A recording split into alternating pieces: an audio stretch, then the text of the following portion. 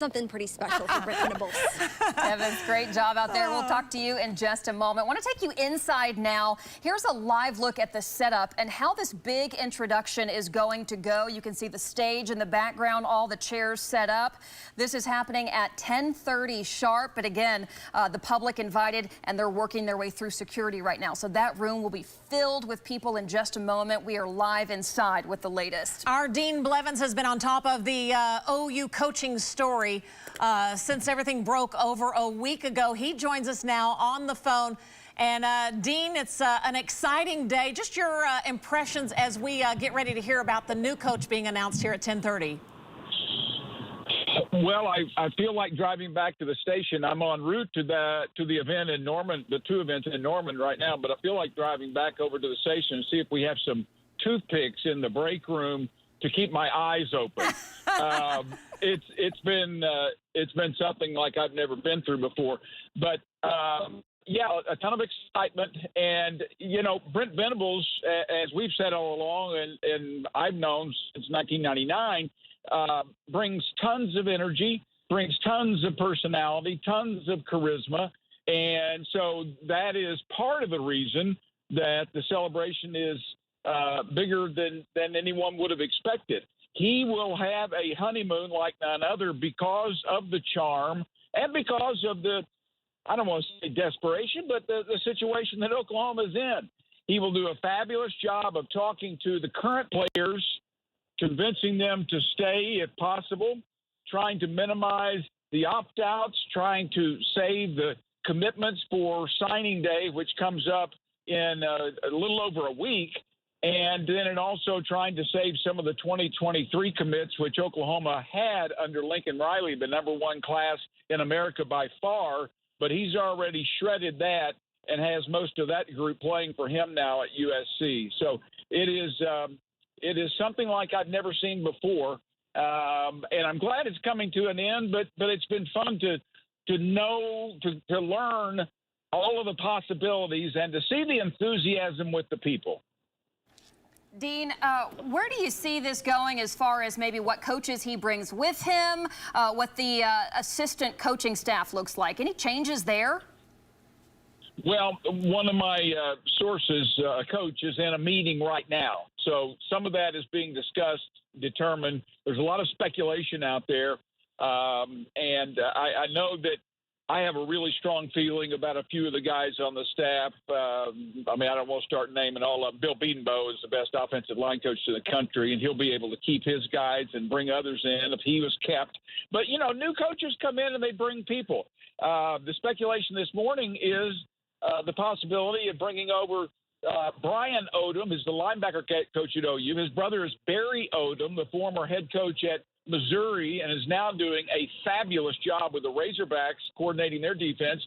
The word out there is the possibility of him coming over. And I can tell you, because Brent's going to be the head coach and apparently designate the defensive coordinator job somebody else, I can tell you, if Barry Odom is there, especially if his brother's around, this defense will turn around in a New York minute, despite losing tons of players. That's how good I believe Barry Odom is. So we're going to find out a lot more today and probably in the next hour or so about some of the answers to the questions there about the staff.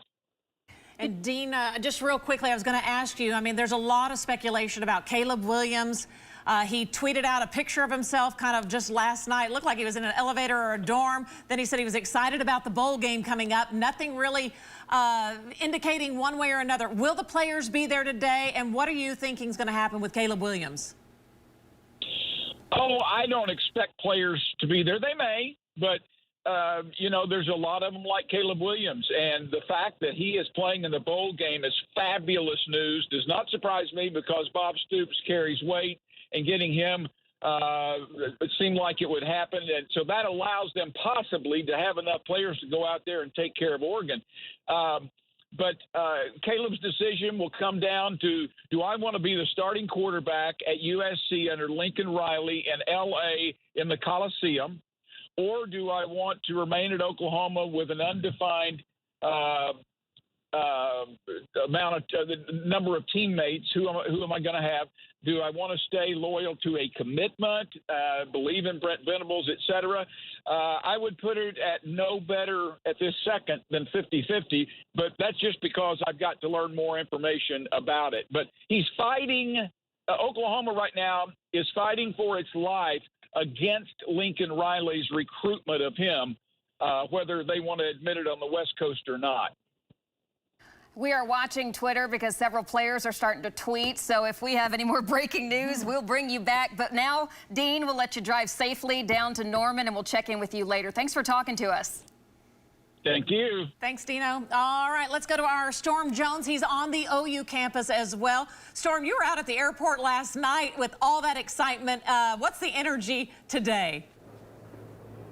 Well, Robin and Lacey, a few hundred folks showed up to OU's Max Westheimer Airport last night. They couldn't wait for this formal unveiling last night. They were there to welcome Brent Venables back to the Sooner State as OU's 23rd head football coach. Now, the university literally rolled out the red carpet, bringing the Pride of Oklahoma marching band, cheerleaders, Boomer and Sooner, and the OU Schooner all out to the airport last night. I'd say at least 500 folks were on hand as the Gulfstream jet buzzed into Norman shortly before 10 o'clock. The airport was rocking before the coach had an opportunity to address the crowd.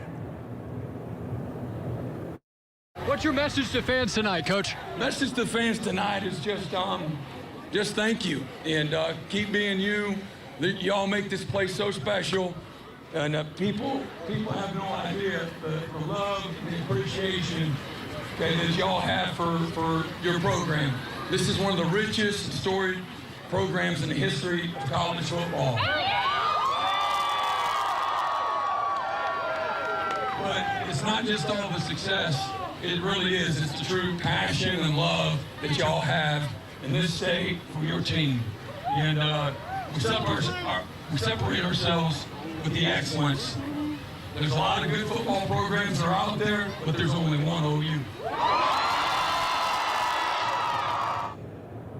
And again, that sound from the airport last night. We'll hear from Coach Venables again in about 20 minutes. But last night at the airport, it was really like being front row to a family reunion. Coach Venables, as well as Athletic Director Joe Castiglione and University President Joe Harris, all introducing one another or reintroducing one another to their families, their wives, their children, all meeting up again on the tarmac. Now, the Pride of Oklahoma band just making their way here in at the Everest Center. I just saw former Governor Frank Keating, of course, OU Board of Regents member here as well. So certainly the anticipation building for that formal unveiling, the formal presentation of head coach Brent Venables. For now, we're live in Norman. Storm Jones, Oklahoma's own News 9. Storm, thank you so much. You talk about the lowest of low and the highest of highs in a matter of a week, It's 7 like a roller days. coaster ride, Absolutely, for for sure. OU fans. And now it seems like Lincoln Riley was how long ago? I mean, it seems like with all this new news and there's so much excitement. You know, Brent Venables has taken on this time, the first time for the head coach title. I know he's had a lot of offers. He's been around too long and he's been too good of a defensive coordinator to not have to entertain some offers. Yes, 13 years with OU, then he left for Clemson for 10. Now he's back and so much excitement. Want to go now live to Hunter McKee. He's live at the OU campus with more. Hunter, good morning. Guys, I'm here with two huge fans, and guys, as we had talked about before, it's been a stressful, long week for fans thinking who the next coach is going to be. Now knowing the new head guy, I mean, just what is the excitement around campus? Yeah, you know, it was a long week, but glad to have Coach back home. Glad to get the hard-nosed defense back in Norman. You can definitely feel the energy, and I'm just excited. Can't stop refreshing Twitter now. You know, I know that there was a long line outside for almost an hour waiting to get inside. What did it mean, you know, to you guys to wait and just to be here today? It was huge. We were talking this morning. It's a historic thing. This doesn't happen too often around here, and we just had to be here, you know. Very excited for Venables. You can just feel the excitement, and I'm ready to hear him talk. Based on what he said last night, and I know you guys were watching as well as the amount of people that showed up at the airport whenever he landed, just based on what he said, I mean, how did you guys like the direction that this is going? Yeah, I mean, just like Bob, he's a program-first guy, and he's been a coordinator for a long time, and he took this job for a reason, so I think that he's going to be the right guy for us. yeah, I'm ready for him to get to work. It's definitely a upgrade from last coach. Okay. All right, guys. Thank you guys so much. And as we've said, we'll have a lot more live here in Norman. Back to you guys. All right, Hunter McKee live on campus there. So much excitement surrounding this official introduction this morning. And you will see it all play out live right here. We're about 16 minutes away from the big announcement. Doors are open. We have team coverage right here on News 9. You won't miss a thing. Back after this. They claimed their dad molested them until... Your brother shot your father. Tell me what happened that night. The last thing I remember was raising the gun. New Dr. Phil.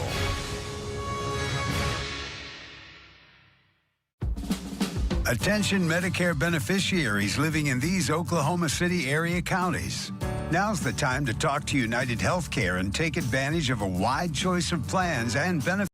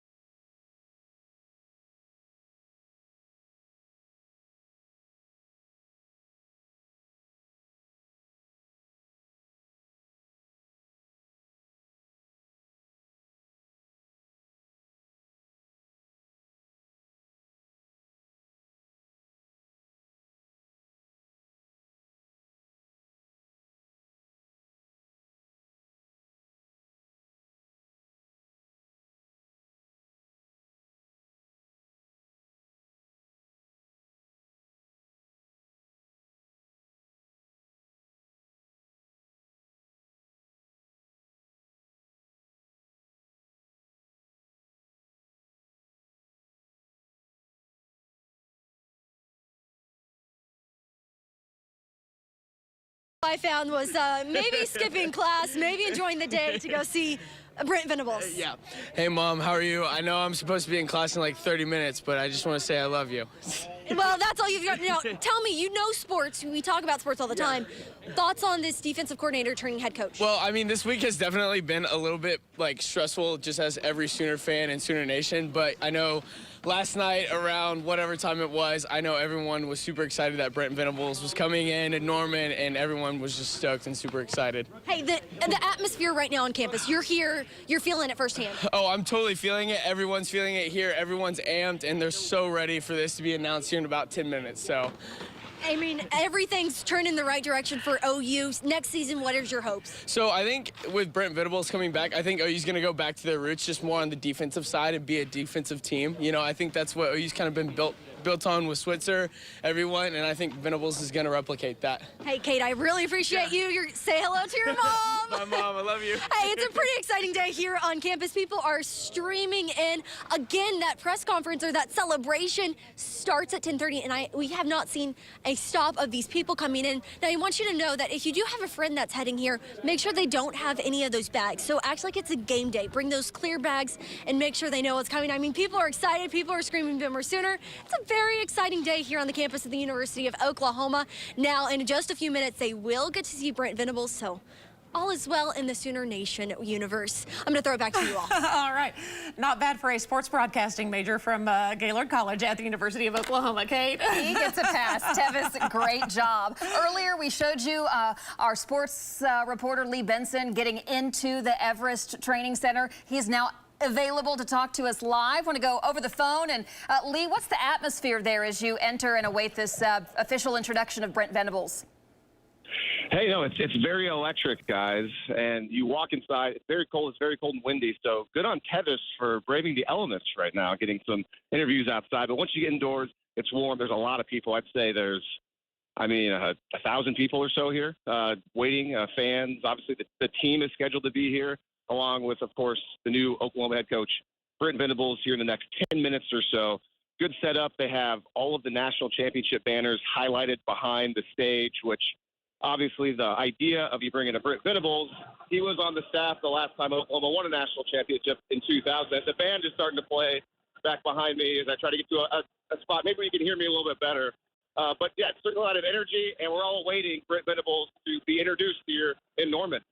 And Lee, we see those trophies too that are sporting all the accomplishments from the OU football program, and it looked like the helmets in front with the shoes ready to go, and we're just hoping to keep the athletes who fill those shoes on the team. Exactly, and that is going to be the big question, one of the big questions that I'm sure Brent Venables will get today at his press conference after this cool introductory event. What does he know about potential current players on the roster sticking around? And as far as we know, about a handful of guys have entered the transfer portal, have left. I know that Jaden Hazelwood, the star wide receiver, announced on Twitter yesterday that he is going to go to Arkansas. But there's not many key players, and I'm thinking, obviously, a Caleb Williams, the quarterback. He hasn't said anything, and that's the big one. You want to keep Caleb Williams. What's going to happen with him? And then, in my mind, once you find that out, who knows how many other guys will say, hey, I'm going to stick with Caleb. And that'll be the big question. A lot of defensive players you'd expect would stay to play with Brent Venables because of his great defensive background. So you're exactly right, Robin. We're going to be looking forward to seeing which players stick around with Oklahoma. Lee, as we talk to you, we're seeing live coverage inside. They're starting up the cheerleaders and the band, mascots there. So filling in, and we will talk to you shortly when that big announcement comes down at 10 more minutes away. So Lee, thanks for talking to us. Right now, I want to go to some other reporters on the ground there. And we do want to tell you, all those empty seats that you see should be filled up with the VIPs and some of the football players. Yes. There's our Hunter McKee standing by with more fans right now at the Everest Center, and it is an exciting day for sure. Hunter? It's a very exciting day, and I've got two big fans here. And guys, obviously, yesterday the announcement came out about the new head coach. Just when you saw that, looking down at your phone, what did it mean to you? I thought it was so cool that Brent Venables was the one that was chosen. You know, there was a ton of different picks that they could have chosen, and I just thought it was really cool that it was Brent Venables personally. Yeah. I was really excited. Being from kind of the Southeast, I definitely know who he is, and it's very exciting to have someone with the record that he does come to OU. Now, she was actually telling me that her dad went to Clemson. Yes. So he was a little disappointed that Brent Venables had left and come to OU, but what was that conversation like? Yeah, so, I mean, we've just been going back and forth for, like, the past, week. Like, oh, do we think it could be, Mark Stoops? You know, Brent Venables is definitely, on the table. So I was definitely crossing my fingers that it was going to be Brent Venables. My dad was like, no, please, I don't want him to be Brent Venables. But at the end, he was like, you know, I'm really glad that he ended up going to OU. It was good for him, so, yeah. Obviously, you were both students here. You waited outside in that cold, long line like a lot of other people. Just what did it mean to be here today and to listen to the new coach talk? It was really cool that they opened this up to the public. I don't know a lot of other universities that would actually allow their students to come to a press conference like this as an official announcement.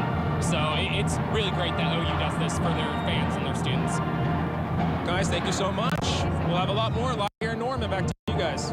Hunter McKee reporting live. Hunter, thank you. That's an interesting angle of letting the students be a part of this big Well, I was just thinking, you know, when Bob Stoops announced his retirement, and then it was like Lincoln Riley's in, and it was pretty much a news conference. There was really no fanfare because Bob Stoops at the time had been at the helm for so many years, and then it was like he was building his office at the sports center there on the campus, and then suddenly he was gone. He was retiring. Lincoln Riley would be moving in, taking over. And so this is a whole different aura around the program. And I think just the energy and excitement that is today after what we've kind of all been through that are Sooner fans over the last week, it's really imperative that they do it the right way. And it seems like, you know, Joe Castiglione has a good pulse of how to emotionally engage with Sooner fans, and I think the way this is laid out today, that the public's invited, the students are there, and the team will be in those seats as well as VIPs.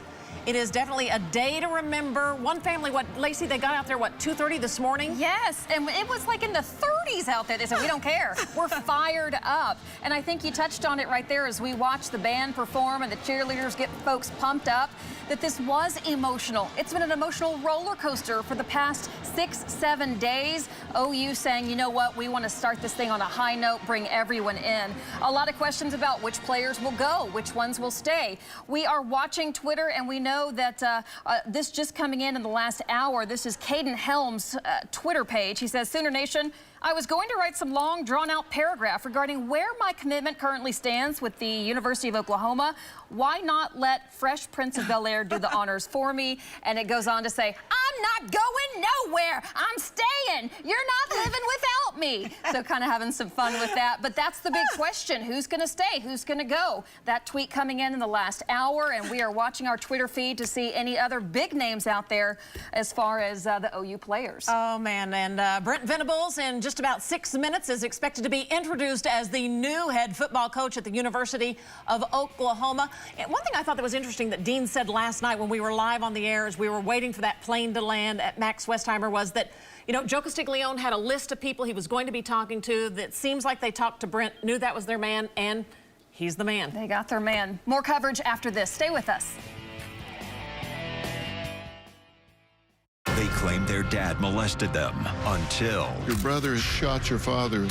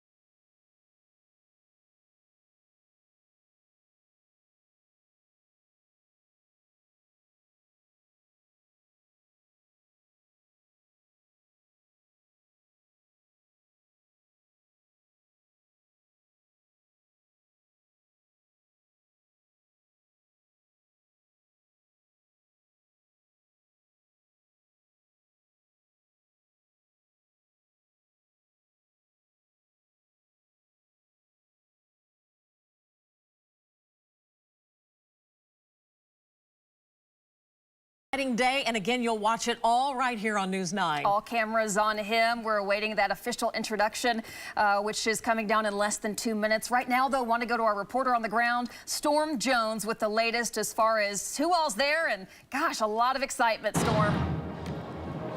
Yeah, hey, Robin and Lacey, obviously you can hear it welcoming the new coach, the pride of Oklahoma, under the direction of the band here playing. That's one of the indications we got last night that this was actually going to happen. The band and the Palm Squad showing up to the airport. Now, it's actually dead week here at OU. I had a professor text me last night saying, don't they know they have finals next week? The professor said, you know, she'd be a little lenient because this is one of the biggest announcements in the university's history, guys.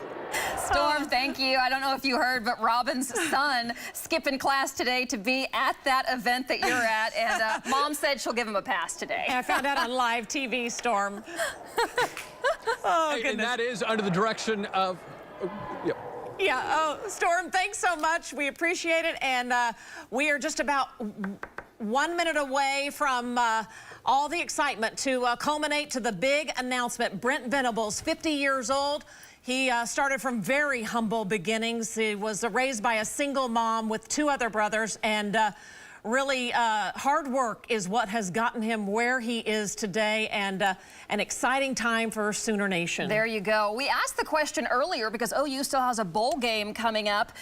Will it be Venables on the sideline? Will it be Bob Stoops? It sounds like it's definitely going to be Bob Stoops for at least that one game. So will it be kind of a flashback to Venables on the sideline with Bob Stoops, as he was for 13 years with OU? OU Nation doesn't seem to care. They're like, hey, we've got great leadership here, and we are so excited to play under Brent Venables. Welcome home.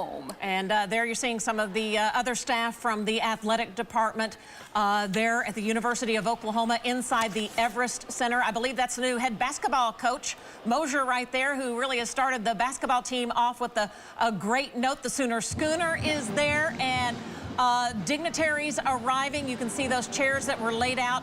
I think Lee had said about 1,000 people will be inside the Everest Training Center, which is really where the football players practice on the campus of OU, and we'll continue watching this. You won't miss a beat of it. Yep, we'll break away as soon as we need to. Right now, we do have a tweet that just came out. Our producer telling us, check it out.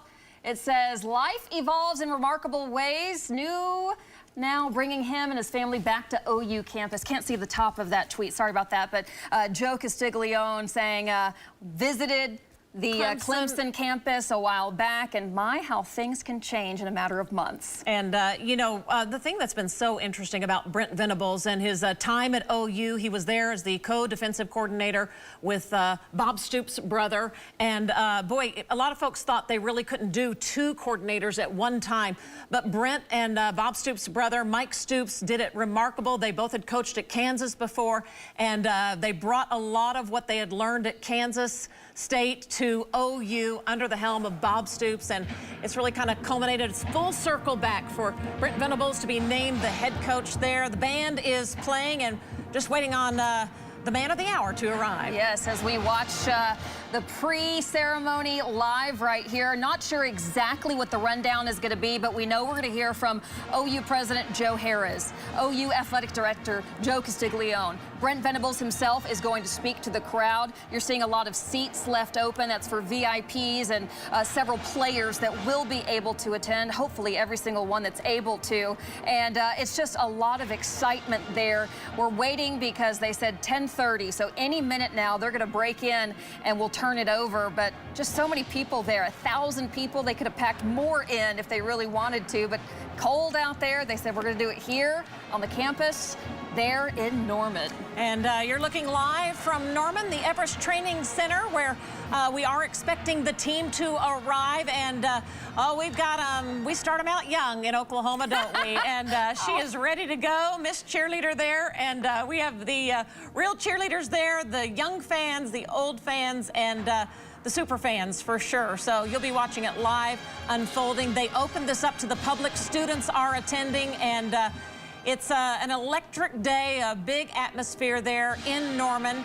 It was supposed to start at 10:30. They're running maybe a few minutes behind. Yeah. And I believe this will probably be the seats where the team files in. because it looks like that would be about enough seats for a football team to come on in. Absolutely, and we keep talking about the emotional roller coaster these players and students and really Sooner Nation has been on ever since Lincoln Riley bolted for USC. The search immediate and deliberate, and OU said, we got our guy. We're trying to pull some students aside just before this big introduction to see how they're doing, going from the highest of high to the lowest of lows, and everyone says it's a great day because at least we have an answer now. A lot of folks so excited about Brent Venables. There were a lot of names that were tossed out. All of them were good options to consider, but as we've heard, Brent Venables was always at the top of the list. You're watching this live. That's our reporter, Hunter McKee. He's getting ready to speak with us live on the air with a student who's going to give us his thoughts and insights about what has happened the last couple of days. And before we go to him, we do want to mention Jaden Rowe, who's a quarterback for OU, did tweet out about 34 minutes. Welcome at Coach Venables. So, there you go. A lot of positive comments and a lot of positive comments and congratulations for Brent Venables and his family. Do we have Hunter? I know he's setting up. We just saw him there with the fan, and there we are. Hunter McKee standing by live inside the Everest Training Center in Norman. Take it away, Hunter. That's right, guys. Of course, I'm here with another fan, and you know, obviously the coaching announcement came yesterday. Brent Venables flew in. Seeing that and then just the excitement, what does it mean? It means a lot to the program. It's been a little bit of a rough week around here. A lot of people been really riled up about everything that happened. I think all this kind of just uniting everyone, bringing everyone together, moving past everything that happened last weekend has been really good, and it's really awesome to be down here. Everyone's excited, and I think everything's moving in a good direction. Obviously, the coach was here 13 seasons, as we've mentioned before, left for Clemson, back. You think him being here for that long, does it even bring kind of more excitement knowing that he kind of knows the campus well and knows the school well? Absolutely. I think it's comforting to the fan base to have someone they're familiar with. Obviously, as you mentioned, he was here for a long time. Came in with Bob when Bob first got here, so having someone who knows the lay of the land, you know, the stadium looks a little different than it did when he was here the first time, but he's pretty familiar with everything, and he should be ready to hit the ground running. You know, obviously, a lot of other fans are here. I mean, just when you heard the announcement, what made you think, I gotta be there, I gotta see this? I mean, there hadn't been anything like this in 20 years, 22 years really at Oklahoma. Wasn't really set up like this when Lincoln took over, so this is a unique thing. There was no way I was going to miss it since I had the opportunity to come down. Okay, that's great. Guys, obviously, as we've said, fans here are very excited as the coach, new coach, should talk here very shortly. Hunter McKee reporting live, and last night so much excitement at the airport there in Norman. And we actually have a clip of when Brent Venables tried on his first OU hat since being named head coach. Take a look at what he had to say. Oh, yeah. That's got Vinny written all over it, doesn't it, right there? It's meant to be. We come as Sooner Nation. Boomer. I love that. We coming, Sooner Nation. Boomer. And boy, you know, that's the one thing about Brent Venables is you know where you stand with him. I love it that when he was the coach at Clemson, they had a get-back coach that would basically hold on to his belt and pull him back so he wouldn't cross over onto the playing field to cause any type of penalty because he's that animated, that excited, and that engaged in the program. And I think, you know, for him to come to OU and bring that energy with him and the history that he has with the university, it is a win-win for everyone, and I think it's going to pay off really nice. Let's go now to Storm Jones. He's found some more folks to talk to. Storm, how's it going out there? Hey, ladies, I was blanking on the name of the leader of the OU band earlier. You know what? And I'm going to do it again. Brian Britt. Anyone who's ever been to an OU football game knows the band's under the direction of Brian Britt. He's here this evening, or this morning as well. And, you know, folks have said, you know, hey, obviously News 9, we're going hard with his coverage this morning. People are excited about this coach across the state. I had people reaching out to me last night out at the airport watching from California. Obviously, this is a family affair, OU football here. For me personally, I remember coming to the games when my brother was in a car seat, and now it's his 19th birthday today. So OU football deeply ingrained in families across Oklahoma, and folks here just really excited to get this show on the road and have that formal presentation of OU's next coach here in just a few minutes, guys. All right, hey, Storm, hang with us for a moment because we have to play last night because Dean Blevins live on the air was like, Storm, get Coach Riley, get Coach Venables and get him on and talk to him right now. And so you were able to do that in the midst of all that fanfare when Brent Venables came in last night at Max Westheimer. Let's take a listen. What's your message to fans tonight, Coach? Message to fans tonight is just thank you and keep being you. Y'all make this place so special, and people have no idea the love and the appreciation that y'all have for your program. This is one of the richest storied programs in the history of college football. What an exciting time. And the Storm, kind of as you reflect back on last night and the energy out there as Brent Venables was coming in with Joe C. and Joe Harris and families intact, just kind of run through the emotions that have gone on over the last really 24 hours.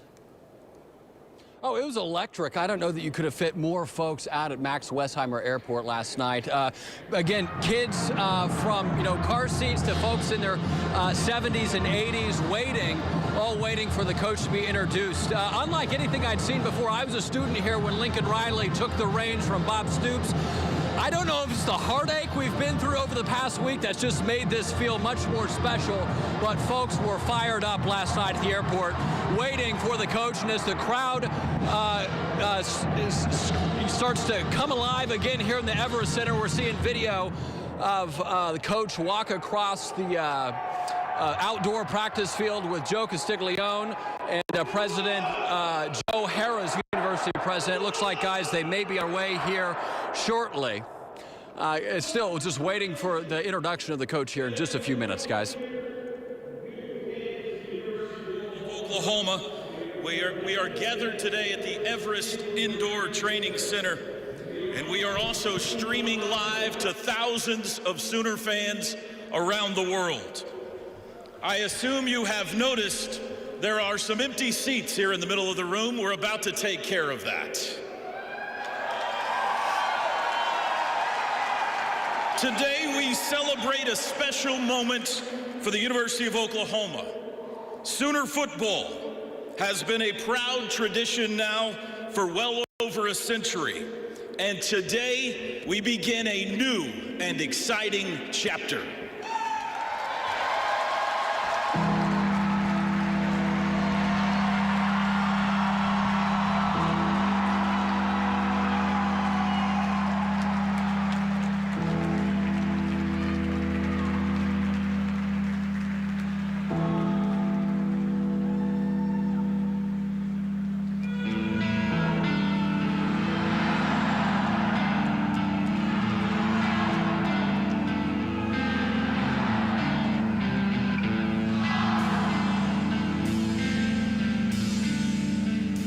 This place is in a hell of a lot better shape than it was in December 1, 1998. We're a perennial top 5, 10, 15 team every single year. All right, we're playing that kind of football. This job is going to attract the very best in the coaching world. This is a real job. This is a great job, a great university with great leadership. Family. All right, and you are watching live there, the man in the middle, Brent Venables. On his left is OU President Joe Harris, and on his right, the athletic director, Joe Castiglione, and you're looking live as they are coming in with the OU football team right behind them, making their way to the Everest Center for that big announcement. You heard Toby Rowland, the voice of the Sooners, say a new era is beginning here, and it starts with that man in the middle, Brent Venables, the 50-year-old who's coming today to take over the reins of the Sooner football program. Love the music they were playing inside on the journey into the Everest Everest Training Center. The players behind him jumping, exciting. All of them are smiling. This is a big day for OU, a changing of the guard, and they are so excited to get leadership back in place and know that they're not going anywhere. They are dedicated to OU, dedicated to the program. Both Joes, that's a Joe sandwich right there. They can't wipe those smiles off their faces, Robin. I tell you what, when Joe Castiglione tweeted that locked symbol yesterday, like the deal is locked in, it's almost like you could see what was on his face, that smile, and they're getting ready to make their way inside. That's Joe Harris, the president of the university, there on the right side, Brent Venables in the middle, and there is Joe Castiglione, and who has really done a great job as athletic director for all these years. And that smile on Brent Venables' face, I do not see right now. All right, I think our Tevis Hillis is standing by live with She's trying to find who's in the crowd there behind Venables, and she said, I don't see Caleb Williams just yet. Tevis, can you hear us? Hey, I can hear you all. Look, we're about to make our entrance. It's going to be really loud, really quickly. You can see our new head coach in between the Joe sandwiches. I mean, it's a pretty exciting moment. They've been chatting, and you look, the entire team's walking in right now. We are seeing them. Look at it. It is going crazy. Caleb Kelly's walking in right now. How you doing? Oh, it's an exciting moment for this team. We have our head coach. It's official. It's Brent Venables. You can see the guys all heading in. Now, on their shirts, it says, we are OU football. And, I mean, it's been a rough week for some of these guys, as their head coach, Lincoln Riley, did say goodbye to them. But, I mean, it's a new era now with Brent Venables, the defensive coach, now turned to head coach. Pretty exciting. All you can see is smiles. Guys have their phones up, jumping up and down. Hey, it's pretty exciting. We're seeing some of those familiar faces on the football team as they walk in. Hey, Lucas, how you doing? There we go. What a day. They are the starting crowd is to going crazy yes, right now. Tevis, they're starting to take the stage, so we'll take it back from you. A lot of shaking, well wishes, how you do? Great job, and it just seems so exciting that they have this locked and loaded, and they are ready to go with this big introduction of Brent Venables. Welcome home, son. I've heard that said so many times. You can see a bunch of the players now taking their seats. And we'll have some VIPs sitting down there in the middle as well. So we are just moments away from the start of this big news conference. And it is 10:45, and boy, what an entrance. I mean, this is just amazing, so fun, and really just the way the Sooners do it. Brent Venables looking mighty sharp on this Monday morning here in Oklahoma, just before 11 a.m. And this is the day that really is changing his life. He grew up really with a single mom, and really said didn't even realize that his family was poor, that his mom worked 3 jobs just trying to take care of him and his brothers and make sure that they didn't do without. But his story is one that is from very humble beginnings, and for him to be now a head coach of one of the premier programs in the country is a great testament to how hard work pays off. And that's really his gut line, is that he has worked hard. Even one of the players from Clemson, in saying goodbye to him, said, you won't find a harder working guy than Brent Venables. And so as things get ready to begin here at the Everest Center at the University of Oklahoma, you're seeing a true success story in America with Brent Venables right there. And it's going to be great to hear him. This guy will fire up any crowd, and I know that today will be no exception, and can't wait to hear from the new head coach. There you go. That's Toby Rowland off to the left. He initially said, here we go. We've got Brent Venables at the podium. He's talking, waiting for the go-ahead. Joe Castiglione, Joe Harris off to the right. Can't see him in this shot, but so much excitement as everyone lines up, gets in place.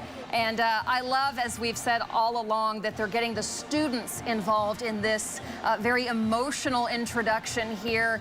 The lowest of lows a week ago, now the highest of highs. It's been quite a journey, and it's just great that they're letting everyone in, literally rolling out the red carpet last night for Brent Venables as he arrived at Norman. And now we know that that is Caleb Kelly up there on the stage with him. He's a team captain for the Sooners, and he's got that big O Letterman's jacket on. He's on the left side of your screen. He was right there in the middle with Coach Venables just a moment ago. Toby Rowland, the voice of the Sooners, who former News Niner, took over that program in several years ago as becoming the voice of the Sooners. He said that was a dream job for him, and he is kind of leading things off today as we get ready for the big announcement as Brent Venables of the new head coach of the Sooners. Let's listen in. Toby Rowland, the voice of the Sooners. Let's hear it again for your Oklahoma Sooners.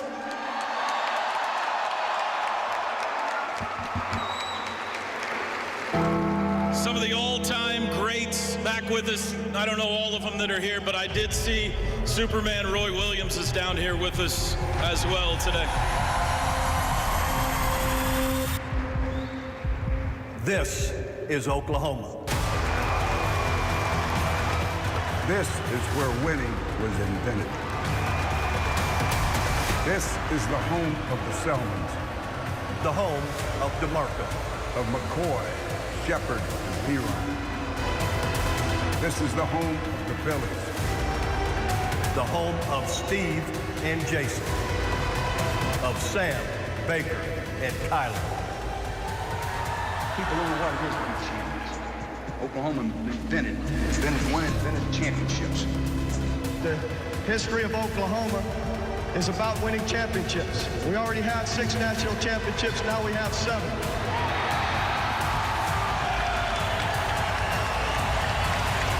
This is my home. And this is your home.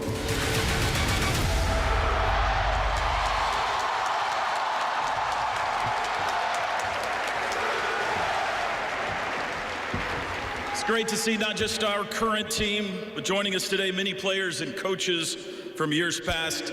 No matter what era they represent, they are OU football.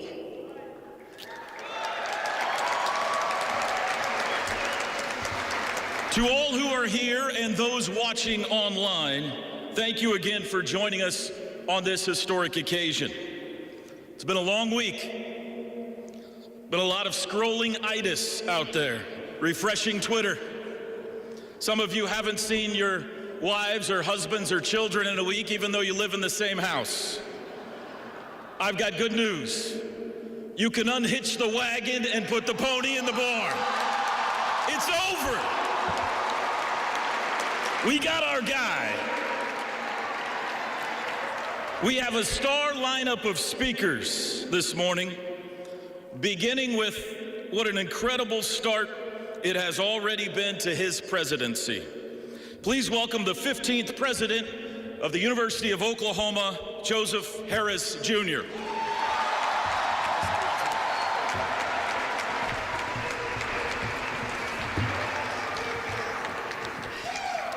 Superfan. Hey, this is the OU family. What a week it's been. What a week it's been. We landed yesterday evening. I thought there might be a couple of hundred people out there. There were thousands, right? This is the OU family. In this week, we've shown who we are. We could not be more proud to be a part of it. I want to thank a few people here very quickly that have made all of this possible, all of these things possible. I want to start off with our regents who lead this university. There are 4 of them here, and their guidance is invaluable. They aren't often up here, but they're the ones leading us. We have Chairman Cawley. We've got Vice Chairman Governor Keating.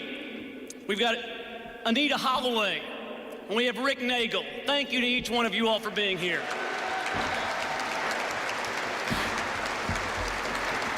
So yesterday we took a trip to South Carolina.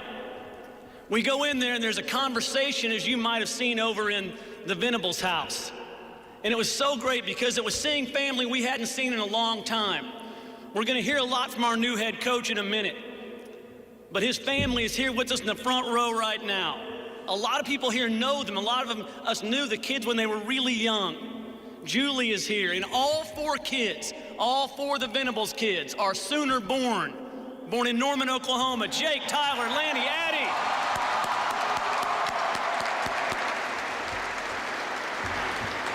And finally, before I get to it, I want to thank a few more people that have made this possible. I want to thank the greatest athletic director in this country who made this happen, Joe Castiglione.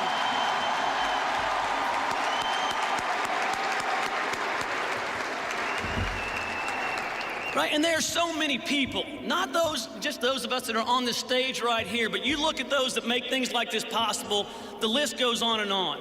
But it's people like Zach Selman, Larry Nafee, Anil Galahali, right? You go across Cale Gundy, you go across these people that all make this happen. This is a family affair. You look at the Pride of Oklahoma, the Spirit Squad, right? You look at the Roughnecks. It's what's make this family work. All right, I've got a message to deliver from somebody that wishes he were here. As you might imagine, there's been a lot of conversation with Bob Stoops over the last week. Right, he steps up every time. He wanted to be here, but he's busy on Fox. He's also busy getting inducted into the Hall of Fame.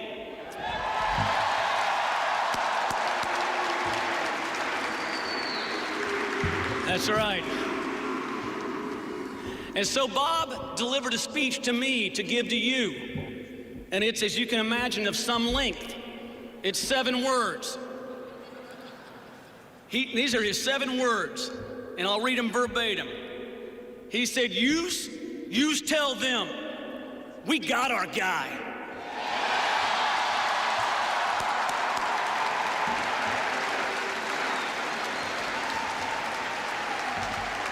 Hey, most of all, the discussion that was stated last week about who we are and who is OU football, right? Every one of these T-shirts says it right here. Every one of you guys. I may have gotten cut in 7th grade, which was rough, and I'm still dealing with it.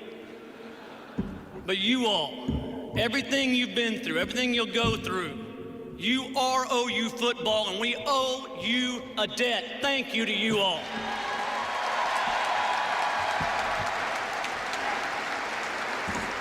You know, you saw the video, and you saw in the video the Sooner tradition, right? You see all the greats, all the great coaches, who it seems all names start with a B. That's right.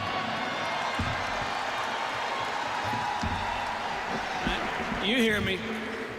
All those great coaches, but what we do every day is not just brag about the legacies in the past. Here we create them every single day and into the future. And you are players. I cannot tell you how proud we are of you. And for each of you, on the few of you that I've been a part of recruiting, we talk about a few things every time. I don't know the X's and O's, but I do know what we promise to you in every one of those recruiting conversations we have. Right? We talk about not just excellence on the field, right? But a place where you can develop as a person, as a whole person, a place where you can belong to something well after your playing years are over. And you know what? A lot of great schools talk about that. But here at OU, we live it. And when we went out and looked for a coach, we had 2 criteria. The first criteria was, do they have coaching excellence? And you look at the resume, and I know you all already know it, but our new coach has a resume, it's second to none. Right? And yeah, absolutely.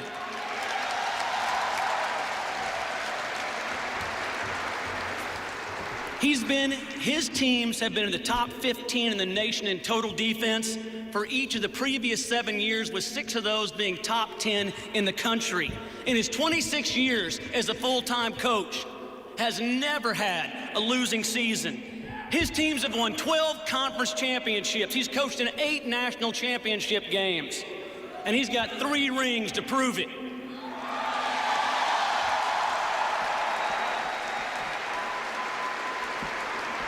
His players are routinely recognized with the highest honors and awards, right? The Butkus Award, first and second team All-American, the Hendricks Award, the Campbell Trophy, which is the academic Heisman. I see you, Pat Fields.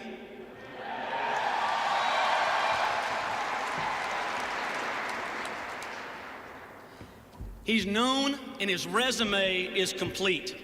He's waited his entire career patiently for the right head coaching job. But the second criteria isn't just, are you a great coach? It's, will you believe and will you live those ideals we talked about developing the whole student athlete, about preparing you not just for the league, but well beyond, about being a place where we keep our commitments, in a place where we are family. And I could not be more proud to have him as our new coach.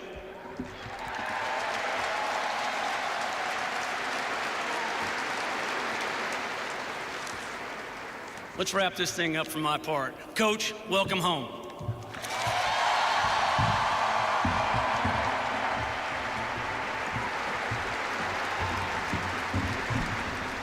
Thank you, President Harris. We wanted to have a student-athlete representative today, and there was one obvious choice. He is wrapping up his 6th season at OU. So many big moments, including the kickoff return, strip, and fumble recovery against Texas this year.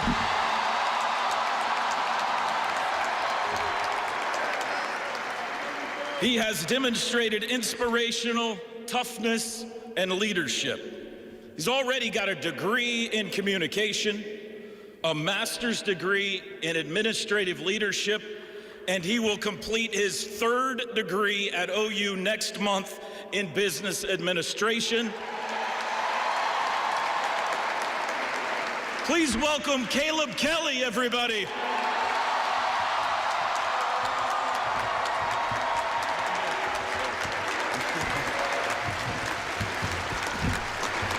Thank you. Coach, now, you've been gone for a little bit, so I just wanted to remind you what you were missing. Boomer! Boomer! You know, you've been here for a short amount of time, but you have a past, and all my big bros from the past, Curtis Laughlin, Rufus Alexander, you got Teddy Lehman, you have that track record, Coach. You have those guys that I look up to, those big bros for me that have already said you are the guy. You have these guys up here who have already said you are the guy. You have this family that you keep talking about that says you are the guy. And so now it's time to go to work. It's time to go to work. Me personally and my brothers, we know what that family is about. We're still here. We are OU. You can see it on our shirts. You can see it in what we do. We're going to continue to bust our butt for y'all, and we got your back. And so, Coach, I mean, from a player, from all of us, man, welcome home. It's time to go to work, baby. Let's do what we got to do.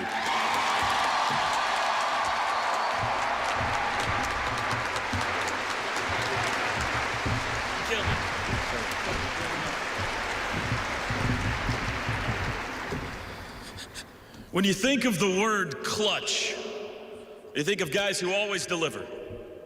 Michael Jordan, Tom Brady, Tiger Woods. I think we now know what the C stands for in Joe C. Please join me in welcoming the Vice President of Intercollegiate Athletics at OU, the #1 ranked athletic director in America, Joey Clutch himself, Joe Castiglione.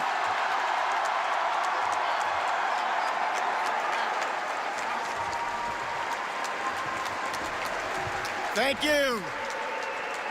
Thank you, Toby. Thank you. Boomer. We're going to hear that a lot the rest of the day and for days to come. It's really glad to be out of the witness protection program. I see my lovely wife. We've passed each other at the house once or twice in the last 6 days. I got to wave in. Thank you, honey, for being patient. Sleep is overrated, I'll tell you that. Sleep, don't worry about it.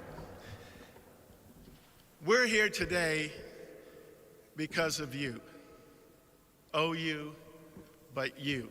And what our president said and the support that we've gotten from our regents, our administrators all across campus, my administrative team, Zach and Larry, Anil, Greg, Joey, all this stuff doesn't just happen with one person.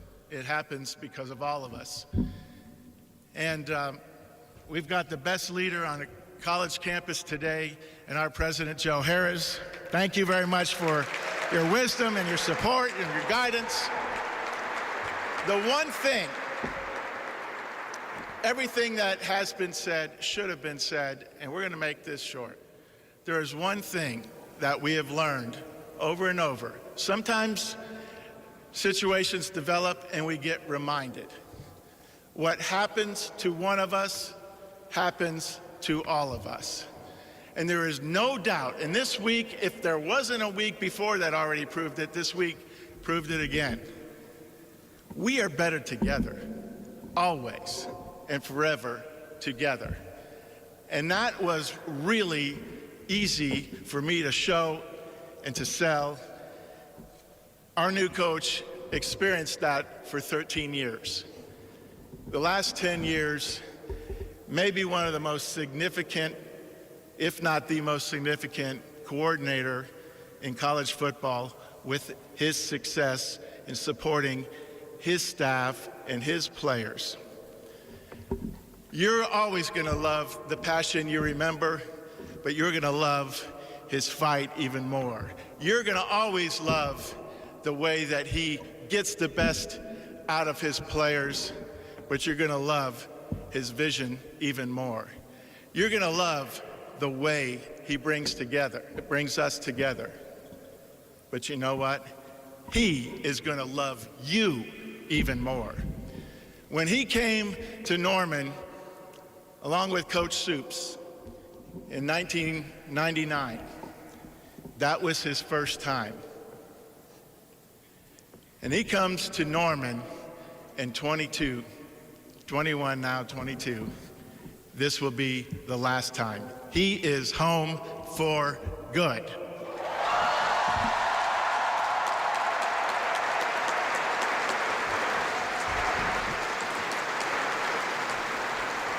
So, thank you for showing out. Thank you for showing what the OU family is all about and exhibiting that that logo isn't just a brand, it's a way of life. It helps, it matters, and it drives us to be even more passionate for you. And thank you to all of our players, current and former. How about this showing? Unbelievable. And without further ado, I'd like to recognize the Venables family. First, Lainey, Addie, Jake, and Tyler, and now the new First Lady of Oklahoma football, Julie Venables. Julie, I know you don't want to come up all the way to the stage, but I'll hand this off.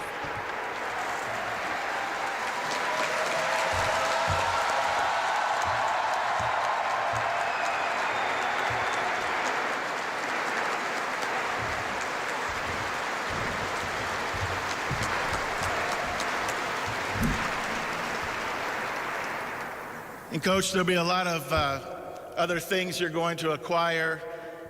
You get gifts, there'll be equipment, there'll be tools that you need to do your job. But like the old saying goes, no one knows the path of a man until they've walked in their shoes. But at Oklahoma, there's some special shoes that you get to show. So, the beauty of Oklahoma and the partnership of the Jordan brand is unlike anything else.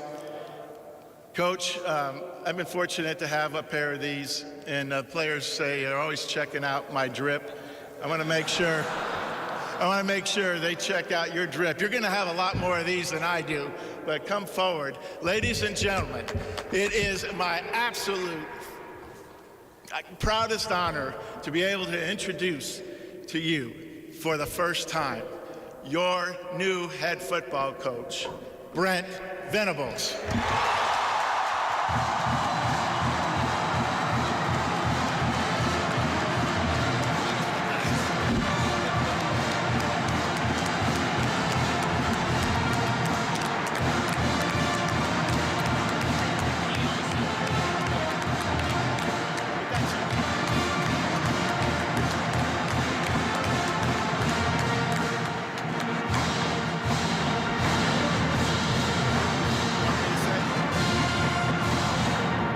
We have one other gift that we'd like to give Coach Venables.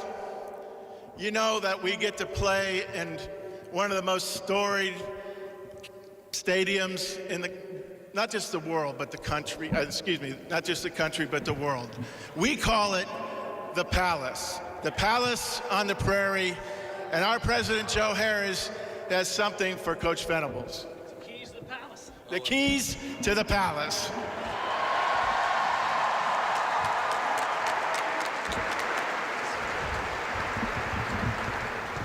Put your drip down here, Joe.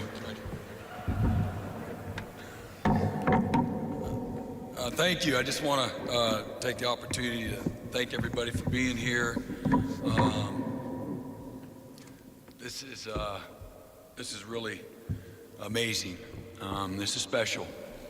Probably shouldn't be surprising, having had experience here, but this is really, really amazing. And there's a saying that goes, it's not about what somebody does, it's how they make you feel.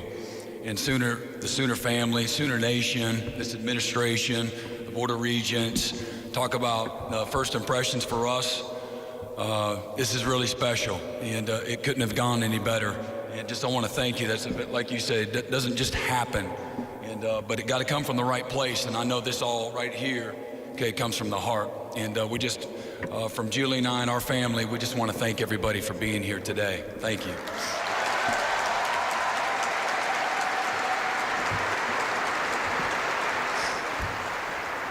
Apologize. I'm gonna have me some few notes. I really didn't know if this was going to happen. As y'all kind of watch from afar, these searches can go one way or the other. I've been on both sides of it now, and just very thankful for again the patience in the process. It's not easy for anybody, but just again thankful that we're here today. And as I stand here, just in awe. And the coolest thing, getting off the plane last night to see the welcoming and hurricane type wind weather, and then have an opportunity just prior to that to visit with the team, get on the Zoom with the players. That was my comfort zone there, and that was neat. But to be able to wake up today and come into the office and have a team meeting today, I'm not sure when the last time I felt so fulfilled and excited, and I just want to thank the players for being there today. And I want to tell you guys here right now how thankful, grateful, and appreciative I am of you and to be your head football coach. Only God can do this. And those that know my background, having grown up in a very dysfunctional way, and put me here as I stand before you as a head football coach at the University of Oklahoma, only God can do this. And so I just want to take this opportunity to thank the Lord.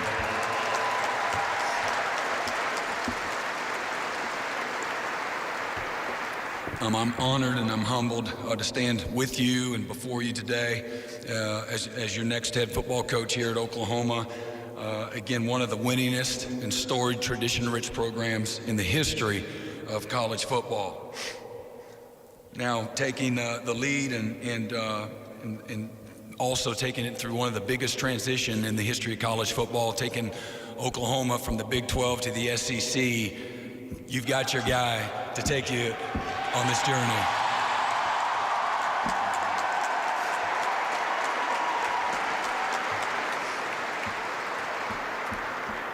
Also, make no mistake about it, Oklahoma has been and always will be the measuring stick in college football.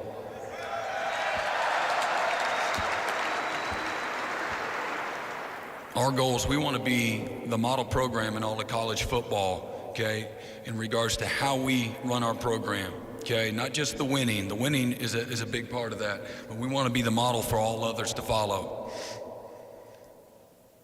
The best resources that we have on this campus, okay, or young men that we recruit are the people. And this is going to be a people-driven, a relational-driven program, not a transactional program, okay? But it's not just finding the right people, whether it's the leaders in this administration, it's the Board of Regents, it's these players, it's the former players, okay? It's the intention of the people that always matters. And speaking of people, we have incredible people in place in the leadership role. At this time, I'd like to thank President Harris, who brought the juice today. That's what I'm talking about. The best college president in all of America. You brought the juice. I'd like to thank Joe Castiglione for your leadership and your faith in me as well. And the Board of Regents, okay, for your support. We can't do this without your support. And I know you're behind the scenes, but we are just incredibly indebted to you. Thank you very much.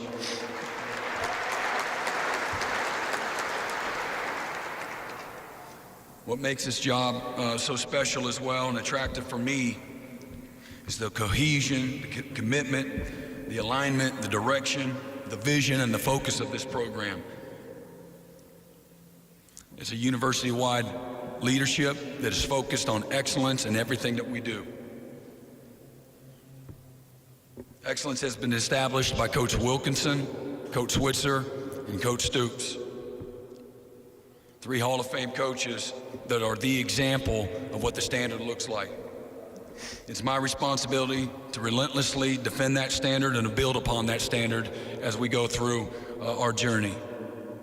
To the former players that are here at Oklahoma, you're always welcome. This is your home. This program was built by you and it'll be sustained by you. Anything that you ever need, you can come to my office. You reach me anytime. We're here for you, and we're here because of you. You're a forever pipeline to this university. We need you now more than ever in changing the landscape of college football, okay, for us to continue to build and recruit the best of the best, okay? We need your support. To the university community and the faculty and the staff, the Bible says there's one body, but many parts. No part is more important than the other.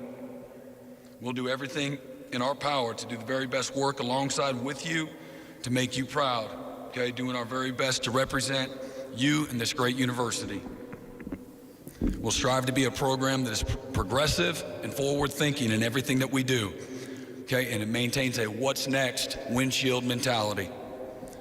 Everything that we do in our program, every decision that I have to make, that we have to make, is going to be about what's best for the players. Everything. If in fact the program is about the players, then every decision that we make is about what's best for you.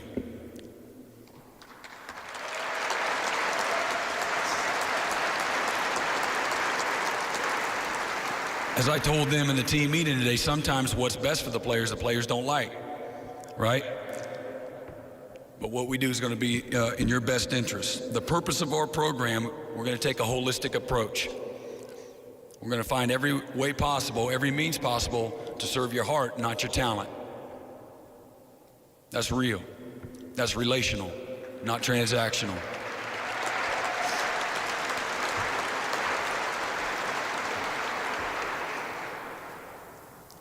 That holistic approach is going to give us the edge that we all need, okay? And the lifelong lasting relationships, okay, that are irreplaceable. In order to do this, okay, our number one goal and our purpose of our program is to graduate our players. Nothing will create more opportunity, okay, and more change, generational opportunities for your families than getting your degree. So we're going to give you every resource possible to support that on your journey.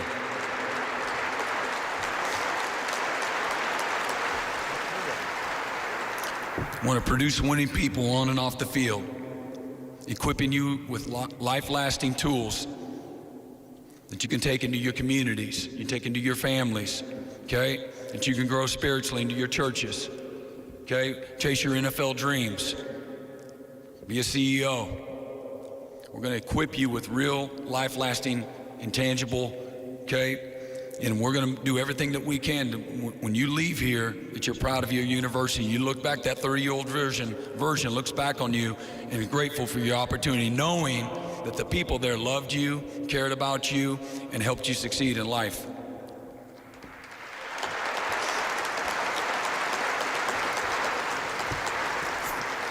Thirdly, what these young people do is incredibly hard. They're in the spotlight, they're in the biggest stage, in the biggest games.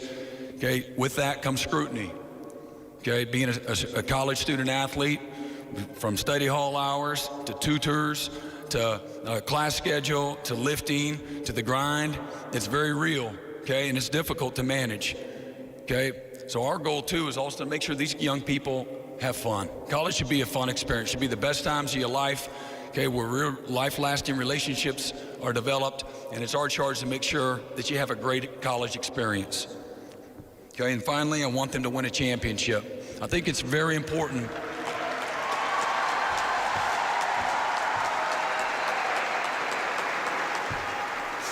I think it's very important that you understand that order, okay, to graduate, to equip them with tools that last for a lifetime, okay, to have a great college experience, and then the winning happens when you get that right. Okay, so we're gonna keep the main thing in our program, okay, and ensure that we get all of those accomplished. I love my players, past and present. They'll tell you that. I'm gonna coach them really, really hard, but I'm gonna love them more. I'm gonna love them more. We will employ an exciting, fast, explosive, and diverse offense combined with a physical, punishing, relentless, suffocating defense.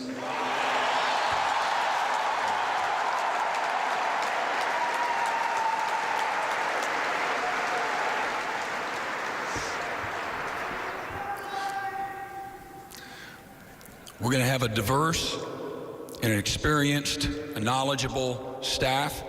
They're great in the X's and the O's, but the best thing that this staff is going to be able to do is they're going to love the players. They're going to have real relationships with you, a relationship-driven program. Again, serving your heart, not your talent.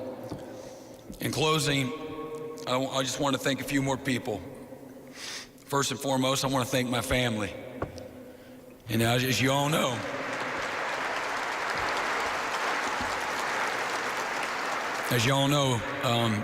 being a college football coach's wife, just like being an athletic director's wife, it's not easy. You know what you signed up for. But my beautiful wife, Julie, I'm just so incredibly indebted and thankful. The reason I'm standing here today is because of you. Thank you. To my children, y'all love this story. Sometimes you need just a little bit more encouragement to get you pulled through the knothole. So my daughter and I, about a month ago, were laying up in her bed and we're saying prayers, and I'm always telling you to dream big, right? Don't put limitations on yourself. Don't let somebody tell you that you can't accomplish something. So she says, well, Dad, why didn't you take the Auburn job last year? Because I had made reference that I was a little bit nervous. I really didn't think we had the alignment there that we have here. So I was a little bit nervous. I said I was scared for her. She says, you don't have to be scared. You told us to dream big. Chase your dreams, she told me. So they're the ones that fueled me, okay, to make that final decision to say yes to Oklahoma. So I want to thank my daughters.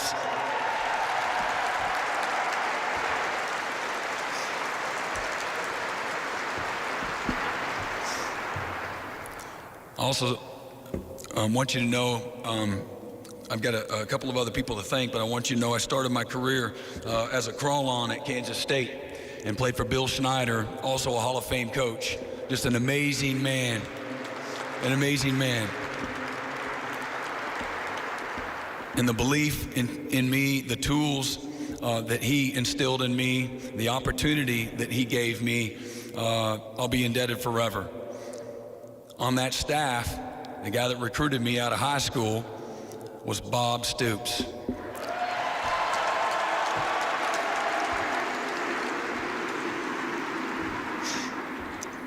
In transitioning, as you know, I played at Kansas State and then hung around long enough where they just had to hire me, and I coached there for a few years. And Coach Stoops was hired as the head coach at Oklahoma. We're playing at Kansas State. We're playing for the Big 12 title. We're the number one team in the country.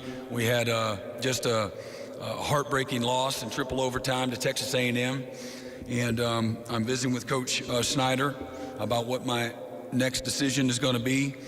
And he asked me, he says, well, how do you know, because I had alluded that I'd love to have a chance to go coach for Coach Stoops. And the reason being, I just wasn't ready yet. I knew in my heart I wasn't ready to be the defensive coordinator at Kansas State. So going to Oklahoma, I could continue to learn from Coach Stoops. And he says, well, how do you know Coach Stoops is going to be successful? And I said, well, that's Bob Stoops. That's all he knows is how to win. And who would have thought? 13 years later, and four national championship appearances, and the most wins in college football over that 13-year period of time. Just one hell of a run. I'm working for Coach Stoops, and just want to thank him for his continued belief in me, instilling in me with a go for broke mentality. And he told me this a long time ago. Don't ever be afraid of making a decision because you're worried about what the criticism is going to be if it doesn't work. And so for me, that's always helped me having a very, very aggressive philosophy defensively. But I just want to thank Coach Stoops for, again, all of his guidance and his encouragement along my journey. My position coach, Jim Leavitt, he brought the passion out of me. I didn't think it was possible to have a job and love your job that much and get paid. But Jim Leavitt has been a great mentor of mine as well. And then Coach Sweeney at Clemson. You all know that's we've had incredible success there. The secret sauce there is the people. Like any great family, any great organization, it's the people. And I've grown more in these last 10 years holistically as a man, as a husband, as a father, as a coach, as a believer than I have the rest of my life. And I'm just incredibly indebted. Their family there. And I wouldn't be standing here today if it wasn't, again, for his belief in me and his lovely wife, Kathleen, and their children. They're all like family. And my players at Clemson, y'all know, and the former players that are here, the only reason that I'm standing up here is because of your work, your passion, your love, your commitment. And again, I'm just grateful for those relationships. And although I'm in Oklahoma, okay, family's family. And again, to these former players here today, man, what a showing. Y'all are amazing. You current players, I know you're paying attention. Okay, what a great example. This is what it looks like. Okay, this is what it looks like. You are the example.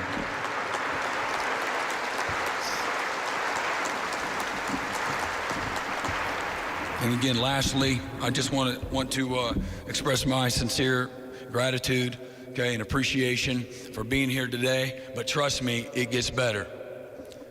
Boomer. Boomer. Love y'all.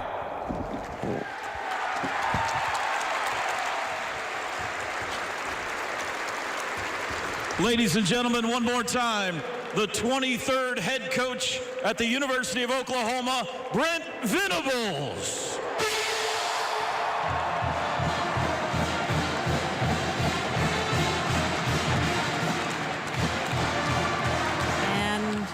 And with that, it is a done deal. Brent Venables has now officially accepted the job as the new head coach of OU. One thing that was interesting, he said, thanking so many people, and he said to the current players who he had a team meeting with this morning, he said, we know you're paying attention.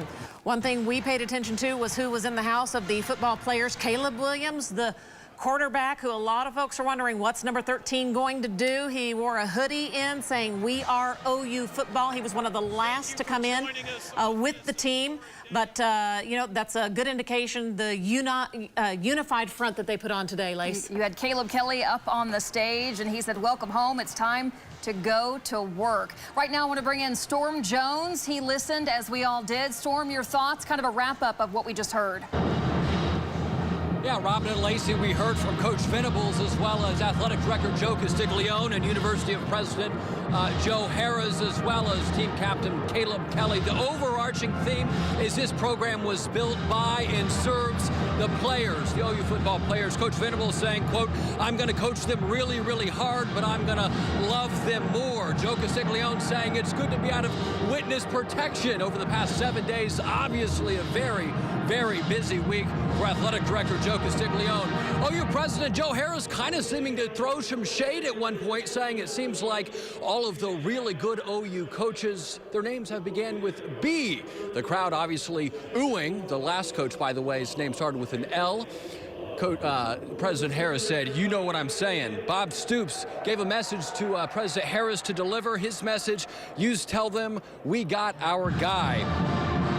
Coach Venables saying this morning after the team meeting, "I'm not sure the last time I felt so fulfilled and excited. Only God can do this." And maybe for fans, the most relief, the statement of most relief we heard is that Joe Castiglione says Brent Venables is home to stay. We'll have much more from this historic announcement. For now, we'll go back to you guys. All right, Storm, thank you so much. As the crowd is getting loud, the band is playing there. Yeah, you heard Bob Stoops not there. He's busy getting inducted into the Hall of Fame as such things happen. But you tell them we got our guy. Oh, man, we got our guy. Dean Blevins there, our sports director for News 9. He's been at the news conference watching the events unfold. Dean, your impressions from what you heard from everyone today, including Coach Venables? All right, actually, let's go to Tevis Hillis.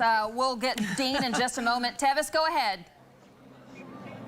Hey, Robin. Hey, Lacey. Well, we just wrapped up where we were walking in and you could see Brent Venables, new head coach of OU, walking from the Palace on the Prairie, they call it, all the way here to the Everest Training Center. We did get to see the team behind him, and it said on their shirts, "We are OU football." Now, in that lineup was star player Caleb Kelly, where he was able to speak on the stage today, and he said, "Coach, I wish I could play for you." He even tweeted that out.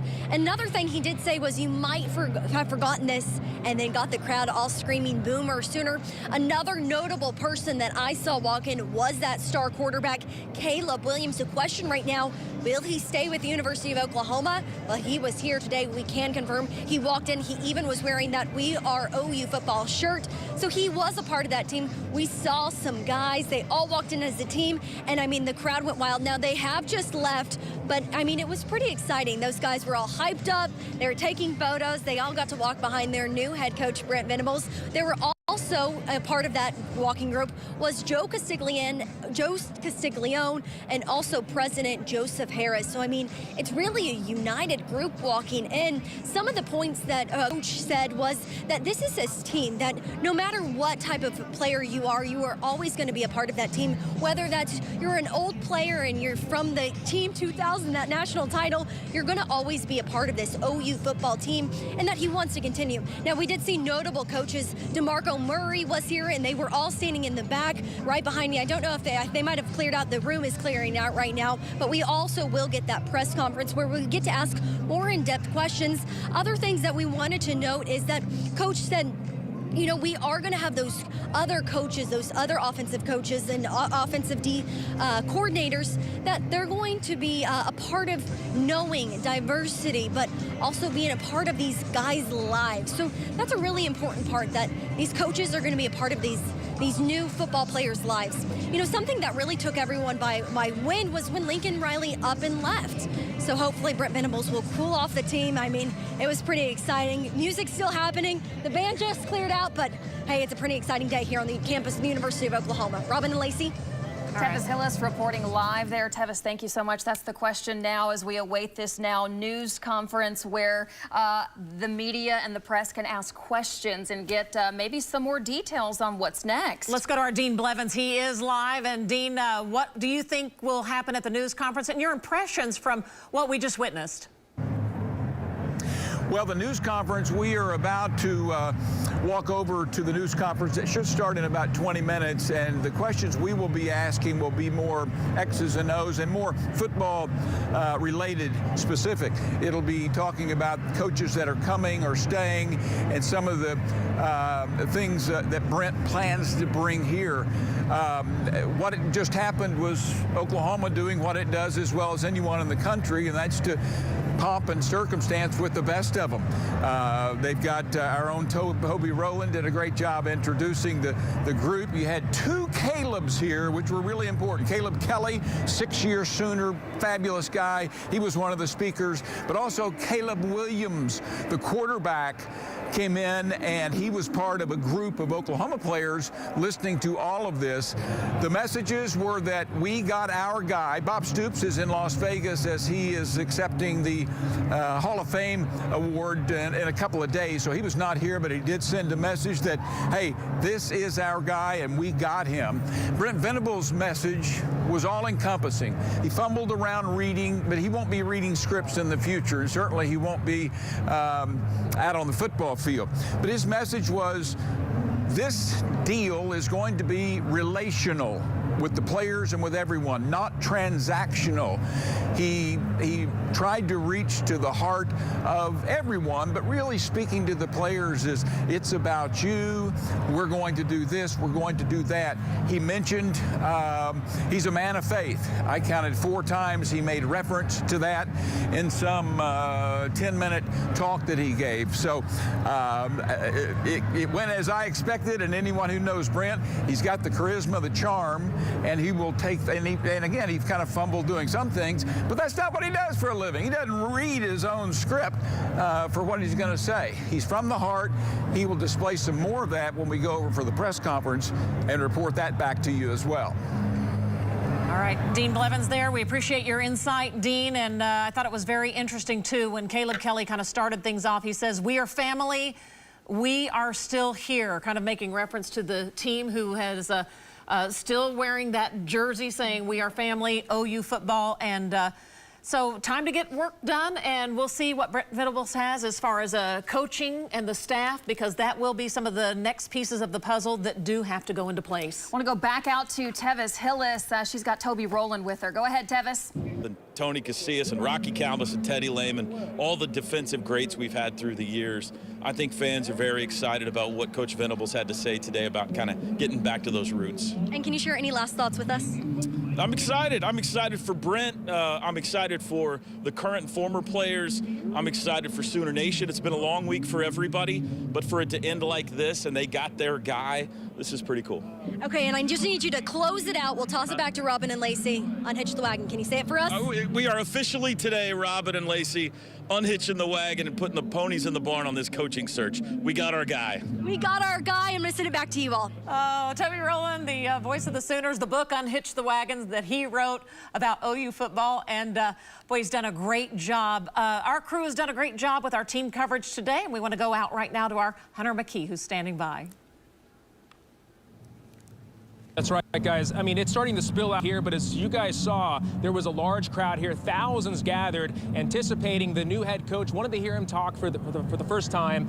When we got here, students, fans were actually lined up for about an hour, waiting to get inside, very excited. And like we said, I mean, this is an exciting time for the fans. But just a week ago, it was full with, you know, anxiety, not knowing, a lot of uncertainty about who their next head coach was going to be. A lot of the fans inside here who I talked to before this event started said that they were just looking at their phones, looking at Twitter the entire week, trying to find out who the next coach was going to be. There was a lot of names out there, but finally the fans were able to find out last night who their next guy was going to be. And a lot of the fans tell me that this is a guy who they're extremely comfortable with, because obviously, as we said, Brent was here. He coached for 13 seasons, and it's a guy that you know, was under Bob Stoops and knows this place, knows the school well. So a lot of the fans very excited, and they tell me this was the name that they wanted the whole time, so they finally got their guy. Guys, back to you. Hunter McKee. Thank you. Oh, yeah, there you go. Thanks so much. All right, we'll switch gears. Let's move to our Storm Jones, who has been a part of our coverage today. Storm, what's going on right now? Yeah, I was telling you guys, just so many folks, from infants in toddler seats to folks in their 60s and 70s, students here in Norman and residents in Norman as well, and even folks from outside of Norman. Melissa, you came down from Edmond today. Why was it important to make the trip? It's a rare occasion. Doesn't happen very often in Sooner football. We just decided we'd come out and be a part of it, bring back a guy who has already been a part of our family, bring him back in, and just experience this rare occasion in Sooner football. And you came down to the airport last night as well, is that right? We did. What was that like? Speeding, really hot going in, a winter storm coming in at the end, but it was pretty great to be a part of it. Yep. We are going to let you guys go back. I think Tevis has someone we'd want to hear from real quick. Yeah, I want to get over to Tevis. She has President Joe Harris standing by. Go ahead, Tevis. Oh, you bet. Yep. Yep, right now. Hey, well, we're here with our president. Yes, can you hear me? Oh, we'll just go live. Okay, this past week has been terrifying. Thoughts on your side? What has it been like? Yeah, you know what? It's been all of that, right? It's been exhilarating, exciting. It shows who we are, right? We talk to our students a lot about resilience, right? Everybody goes through challenges. It's not if you go through them, it's what you do afterwards. And here we are today, 7 days later, coming out stronger than ever. So to me, it's a great lesson for our students. We're thankful, and it just shows how much love there is in the Sooner Nation. Well, how unique that we brought the students in this time to really celebrate that head coach. Whose idea was that? Yeah, all my idea. No, it was just incredible. I mean, last night, I have never seen anything like that. I thought there might be a couple of hundred people there, and students were, thousands of people were there. It just shows how much love and care there is for the university and for this team and for us as a state. And I mean, going through your brain last week, was Brent always #1 guy? You know, I'd love to say I chose him. We've got an amazing AD, best in the country. I trusted him. I've known Brent since he was here back in '99. I was hoping he'd be there, and when it came down to the final two and we went to go recruit, I was thrilled to go do that. And we did see a picture of you all through the bushes that you were all recruiting. What was that conversation of, hey, we want you as head coach? Yeah, you know what? It was this conversation that was fascinating. It lasted about an hour before we got to the point, because we were talking about our values, what we care about, character. Everyone knows the resume, and part of it was also catching up. And then finally, I looked at him and go, hey, you know what, Julie and Brent, we want you as our head coach and the head coach family. And everyone got up all of a sudden and hugged, and we knew it was there. So it was exciting, and I was thrilled to be a part of that. And to have a new face for OU football, you talked about, we know his resume, but how is he going to fit into this OU family that we have? Yeah, you know what? The great thing about Brent is he's always been a part of it, right? When he came here in '99, right, the national championship team in 2000, his passion and love, and you saw how he treats people. And so him fitting in here, it's immediate. It's not some running period. He's always been there. All 4 of his kids were literally Sooner born.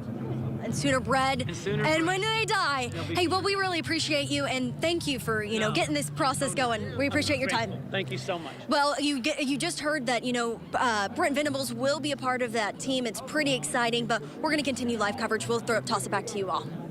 All right, Tevis, thanks so much. Joe Harris, always smiling, always upbeat, and it's just kind of neat to see some of that inside of how things kind of went in that conversation. So great. A lot of students were in the crowd. Want to go now to Hunter McKee. He's standing by live with some more reaction for us. Hunter? That's right. As we said, guys, whenever Brent Venables went up on stage and was talking, thousands of fans were gathered here. Really exciting time. This is one guy who decided to come out with his son. Listen to Brent talk for the first time. Yeah. Just what was your impressions? Just passion. You can see right away that we didn't just hire a coach. We hired a family member, someone who loves OU and is not here. I loved what he talks about. He said it wasn't transitional. This isn't a transactional between just a business, but this is a family. We're creating a culture. This isn't it's not what we do, it's who we are. And you could feel the love, the passion. He talked about the players like he talked about his family. And I thought for a second there, he was going to choke up more about the players than he was about his own personal family. And so I think we're in great hands, and I'm excited about what this new era is going to bring.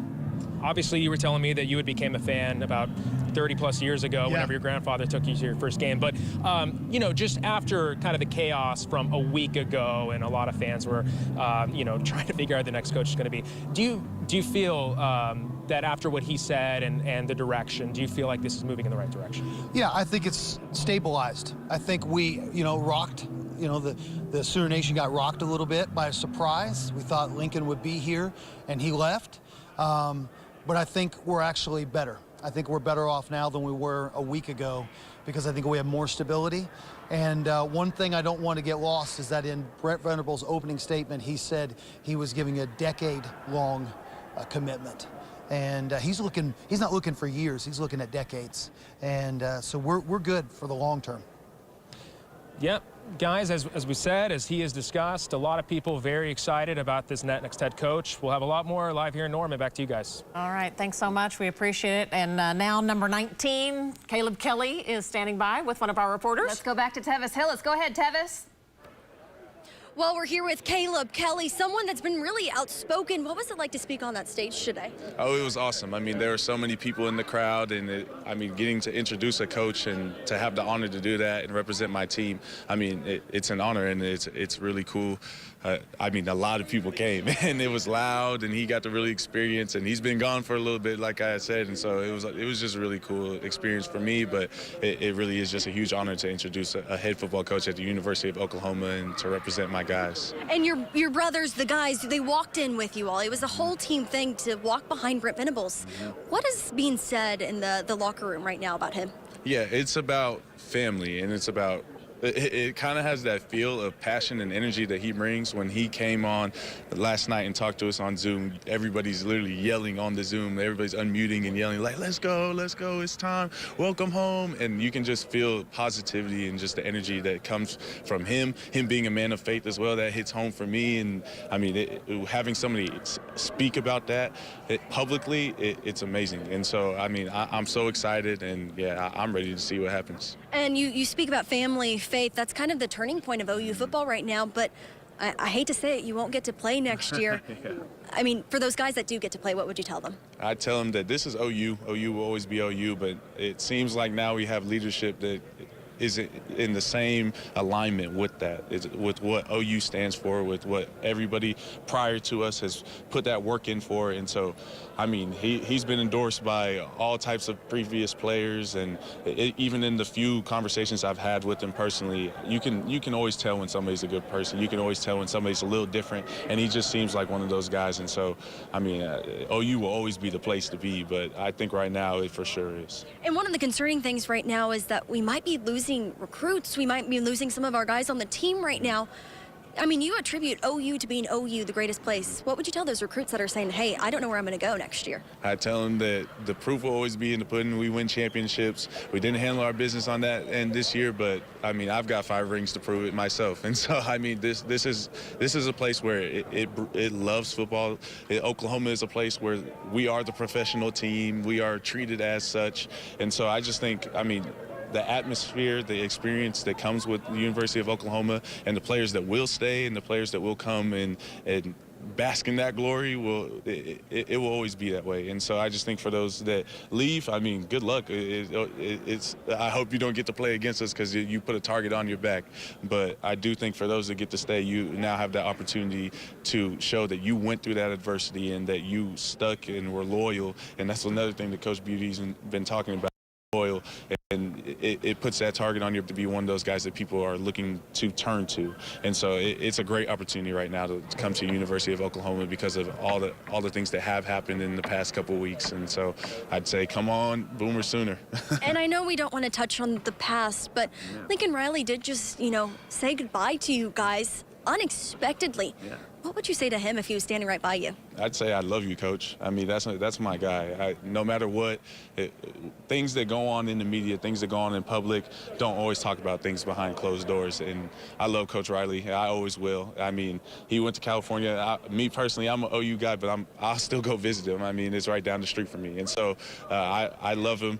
I know whatever reason it was for him to go, it had to have been a hard reason. Every time I've heard anybody talk to him, he's crying and he's emotional. And so he's not a bad guy. Whatever anybody says, everybody's kind of reacting right now for their emotions.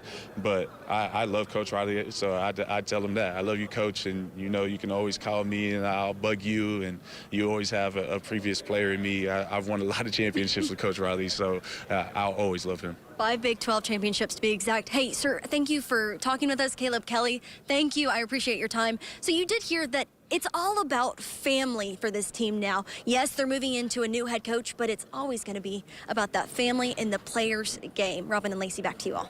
Class act, Caleb Kelly there with his comments too, and we appreciate his time. Want to go now to Storm Jones. He's got athletic director Joe Castiglione standing by. Joe saying today, sleep is overrated after that process. Go ahead, Storm. That's right, guys. Maybe the second most popular guy in Norman today, athletic director Joe Castiglione. What has the past 7 days been like for you?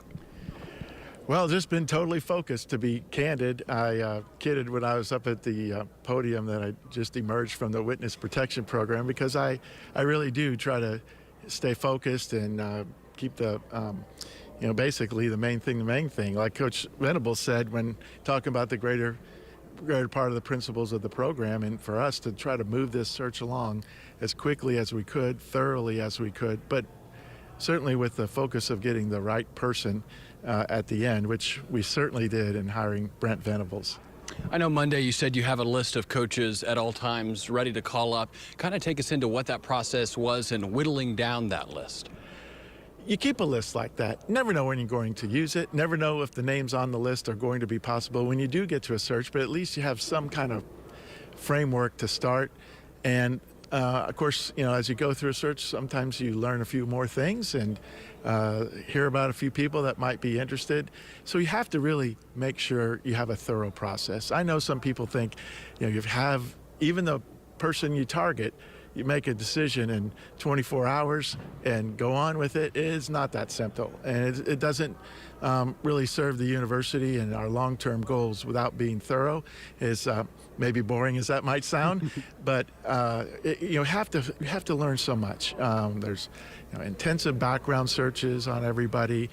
There's constant dialogue. You get to know people. They get to know you. You want to make sure they understand the alignment here at the University of Oklahoma. They're going to be aligned with that, our goals, our dreams, our visions. And obviously we have a very unique future ahead of us in the years to come. We want to make sure that part gets talked through all the way, get to know their family. Case with Coach Venables and Julie and their kids, we've known them because those kids were all born here in Oklahoma, Sooner born, Sooner bred. So sometimes that's easier because of somebody from somewhere else, and sometimes you're meeting them for the first time. But it really is thorough, and I think in the end, we're trying to not just win a press conference, we're trying to put our program in the best position to develop people, in this case young men, and to pursue championships. Tell me about some of those boxes that Coach Venables checked and why he was the best candidate for this job. Well, I mentioned the alignment. I wanted him to feel that, and I wanted to understand his vision about that. Certainly when you're talking to somebody that's going to move to be a first-time head coach, there are a lot of different questions. You can see somebody's resume a lot easier when they've been coaching as the leader, but he's been the leader of a unique, probably a storied run for 10 years on the defensive side of the ball. But the part that made him great is he understood how the defense brought out the best in the offense. And likewise, the offense brings out the best in the defense. They had a symbiotic relationship. It's not like two individual situations that are not connected. And I think watching him there under Coach Sweeney, and of course, we had 13 years to watch him here under Coach Stoops, we had a little bit more insight. That being said, it's still focused on the future, and it's confidence. You want to see that. You want to understand their character. You want to see their competitive side. You want to see how they're going to build chemistry, and how they're going to create a program that pursues championships. And we did a very thorough process with that, and any other candidate, happy with him. The other part is obviously the connection to Oklahoma. We brought him back home. Obviously, Coach Venables is a great defensive mind. Where does the search for coordinators, where does that stand? But before I mention that, I want to thank Coach Stoops. He's the interim head coach, still going to coach the bowl in the Alamo Bowl. He's getting inducted into the Hall of Fame tomorrow night in Las Vegas. And he's not only been the winningest coach in Oklahoma history, Hall of Fame in every single way, but there's nobody that loves the Oklahoma program more, and what he did to step up and to service this interim period, and how he's brought people together. He's a galvanizer, and I think we're seeing what galvanizing, how powerful that can be when you do things the right way, like we try to do here at Oklahoma. So moving on to the staff, Coach Venables will be probably two things. One, locking players in the sense of a mindset of what we're trying to do here. We have a new world, the transfer portal and all this kind of thing. But we want to make sure we bring everybody together, we get tight. And then the second part, he's going to be putting his staff together very quickly, because we've got recruiting to do, and the signing day down the road next week. So we've got to get that as a primary focus as well. So he's running he's running all the engines hot right now. All right, Athletic Director Joe Castiglione saying earlier that head coach Brent Venables is home to stay. Thanks for your time. Thank you, sir. All right, our Storm Jones there in Norman. It's really just been kind of a neat insight to see how it all played out over the last week for sure. Still the question remaining, which players will stay, which ones will go. Just got a tweet from linebacker Nick Benito. We already knew that this was his last season. We now have heard just moments ago he is not going to play in the bowl game coming up on December 29th. So Nick Benito out for even the bowl game as well. You heard when we were talking to Dean Blevins, he mentioned there is a news conference coming up, and so that will be in our noon show. We're going to stay on. You'll see that live as all the sports reporters start asking some of those X's and O questions to Brent Venables, and just kind of as he steps into that leadership role at the helm for the Sooners, how things are going to be played out, what coaches will be staying, what coaches he might be bringing on, if there's any big announcements coming. There's kind of still a lot of unknowns at this point. And as far as Brent Venables, the man, not the coach, you've got some insight on him, because I said, what's the deal with the Air Jordans? You saw Joe Castiglione, Joey Clutch, they're calling him, give Brent Venables the red Sooner Air Jordans. And you said you learned something interesting about Air Jordans and Brent Venables. Well, I just in doing research, there is a great article out. It's 4 parts on the story behind Brent Venables. And when he was a young kid, he grew up, he made reference to it today about being in a dysfunctional family. And he was raised by a single mom. He said there were a lot of stepdads in and out of the picture, and it was very unhealthy relationships, and that his mom worked 3 and 4 jobs. But he wanted a pair of Air Jordans for Christmas. And so he alluded in that article, it was just kind of first person, about how much that meant to him and how his mother busted it. So he learned that hard work from his mom. And for Christmas, that's what he got, his first pair of Air Jordans. So I thought it was just, you know, so neat to see him get those Sooner Air Jordans as the first gift. And I know that probably meant more to him than most of us even realize. It's kind of like the story coming full circle, hard work, dream big, as he told his 2 daughters. A lot of really great moments from that big news conference. Want to go back to when Caleb Kelly, the team captain, who we just heard from live, when he first took the podium. Take a listen.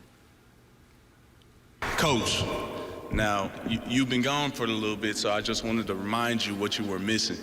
Boomer! Boomer! You know, you've been here. Caleb Kelly referencing the first 13 years that Brent Venables was with OU, all under Bob Stoops, left for Clemson for 10 years, has had great runs at both schools. He's running out of fingers to put all those national championship rings on. But a big seal of approval from Caleb Kelly there to kind of start things off. All right. And, you know, from the guy who said he was a crawl-on at Kansas State, dreams do come true.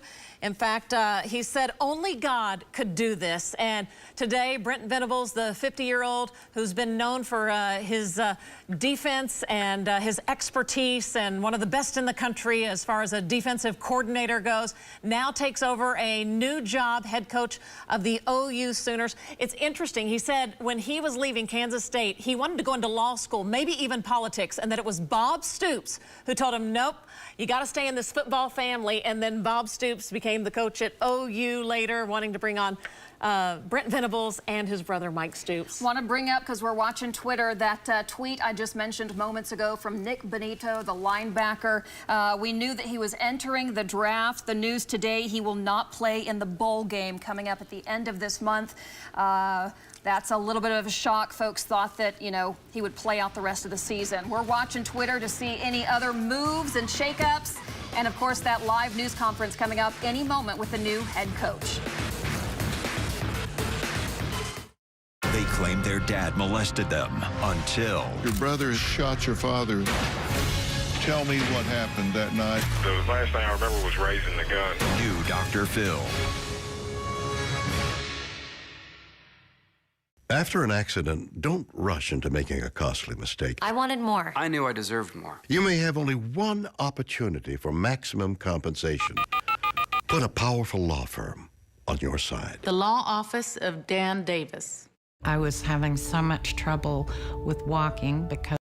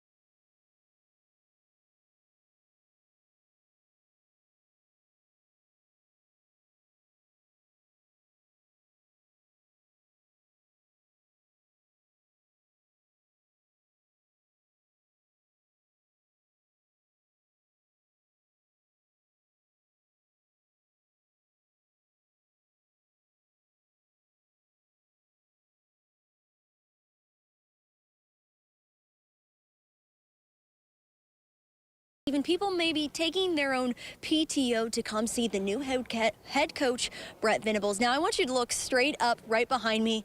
You're seeing that national champion 2000. That's when OU won their 7th national championship, and that was under the direction of defensive co-coordinator Brent Venables. So he is being welcomed home. Now, take a look at this video. The players and coach walked in together. Also, there was Joe Castiglione, and Joseph Harris. So really what this message was, they were walking from the palace on the prairie straight here to the training Everest Center. I mean, it's been pretty powerful. Now, those players speaking out to us today, I was able to speak to Caleb Kelly, where he said, you know, I wish I was going to be able to play for him. He is going to be all about the family aspect here at OU football. It's going to be something pretty exciting. Now, I want to touch on the things that Coach said today.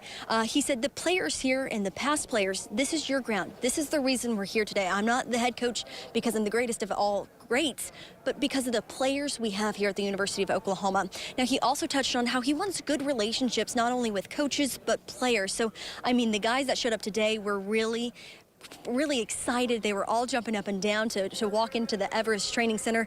Now, it's been pretty exciting. Those guys all wearing on their shirts, "We are OU football." It really is feeling like a family inside here. The crowds went wild. The players went wild. Now, I do want to touch on that we did see star quarterback Caleb Williams walk in, a part of that OU family. We do not know whether he's going to stay with the OU family or even transfer. That is still up for questioning, but I mean, he was here today showing his support for new head coach Brent Venables. For now, we're in Norman. I'm Oklahoma's own Tevis Hillis. Tevis, thank you. Awesome job out there this morning. Venables is stepping into his position as head coach for the first time ever. Venables was on Oklahoma's staff under Bob Stoops as co-defensive coordinator from 1999 to 2003 and defensive coordinator from 2004 to 2011. At Clemson, he won the Broyles Award in 2016 as the nation's top assistant, and he's been on staff of teams that won 3 national titles and played in 8 national championship games. And a quick break from our coverage now. Oh, I guess we are heading out to Storm Jones, who has been, hey, Storm, you've been covering this since last night. You were out there at the airport, and we're going to head back over to you now. And like I mentioned to Tevis, this is a huge day, especially for you Sooner fans, right? It is, Dana, and earlier we heard from Athletic Director Joe Castiglione, as well as University President Joe Harris, and of course the man of the hour, head coach Brent Venables. Now, the theme was this program is built by players and it's here to serve players. Coach Venables saying, I'm going to coach them really, really hard, but I'm going to love them more. President Joe Harris kind of throwing some shade this morning, saying that it seems like all the great OU coaches' names have started with a B. The crowd oohed, of course, Lincoln Riley's name starting with an L. President Harris says, you got me. Bob Stoops absent this morning. Of course, he's getting inducted into the College Football Hall of Fame. President Harris passing along a message from Coach Stoops saying, quote, "Yous tell them we got our guy." Coach Venables saying after a meeting this morning, quote, "I'm not sure the last time I felt so fulfilled and excited. Only God can do this." Now, Coach Venables says he wants to make sure players are plugged into their churches, able to chase their NFL dreams, and even become CEOs if they so wish. Here's what he said about the program. And this is going to be a people-driven, a relational-driven program, not a transactional program, okay? But it's not just finding the right people, whether it's the leaders in this administration, it's the Board of Regents, it's these players, it's the former players, okay? It's the intention of the people that always matters. And Athletic Director Joe Castiglione saying Coach Venables is home to stay. A sigh of relief after a roller coaster week for Sooners fans. For now, we're live in Norman. Storm Jones, Oklahoma's own News 9. Storm, thank you. We're going to head now to Hunter McKee, who has been talking to OU fans all morning. And as Coach Venables was introduced, Hunter, what are they saying about all this?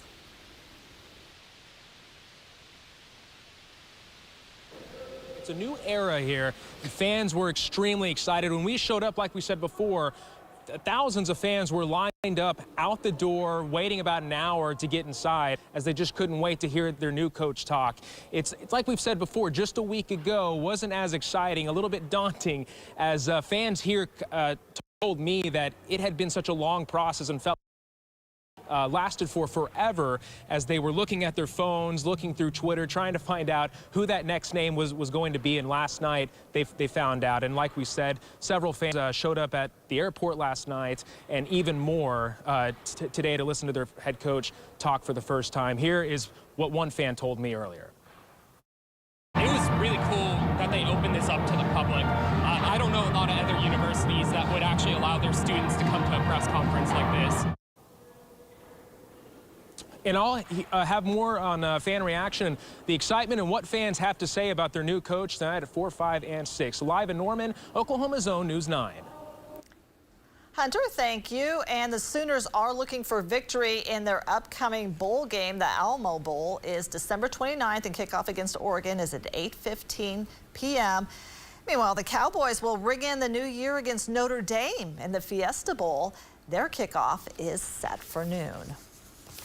All right, now to our weather in the Pike Pass Sky Cam Network. A much colder morning out there, Cassie, for all those fans waiting in line to get into that press conference. Unfortunately, not as warm as it has been the last couple days. No, not at all. We've had some big changes around here as of late, and some of that has to do with our weather. You know, yesterday we made it to a high of 75 degrees. That is actually not the record. The record is 77, but we ended up with the wind chill in the low 20s earlier this morning. So the cold front came through late last night.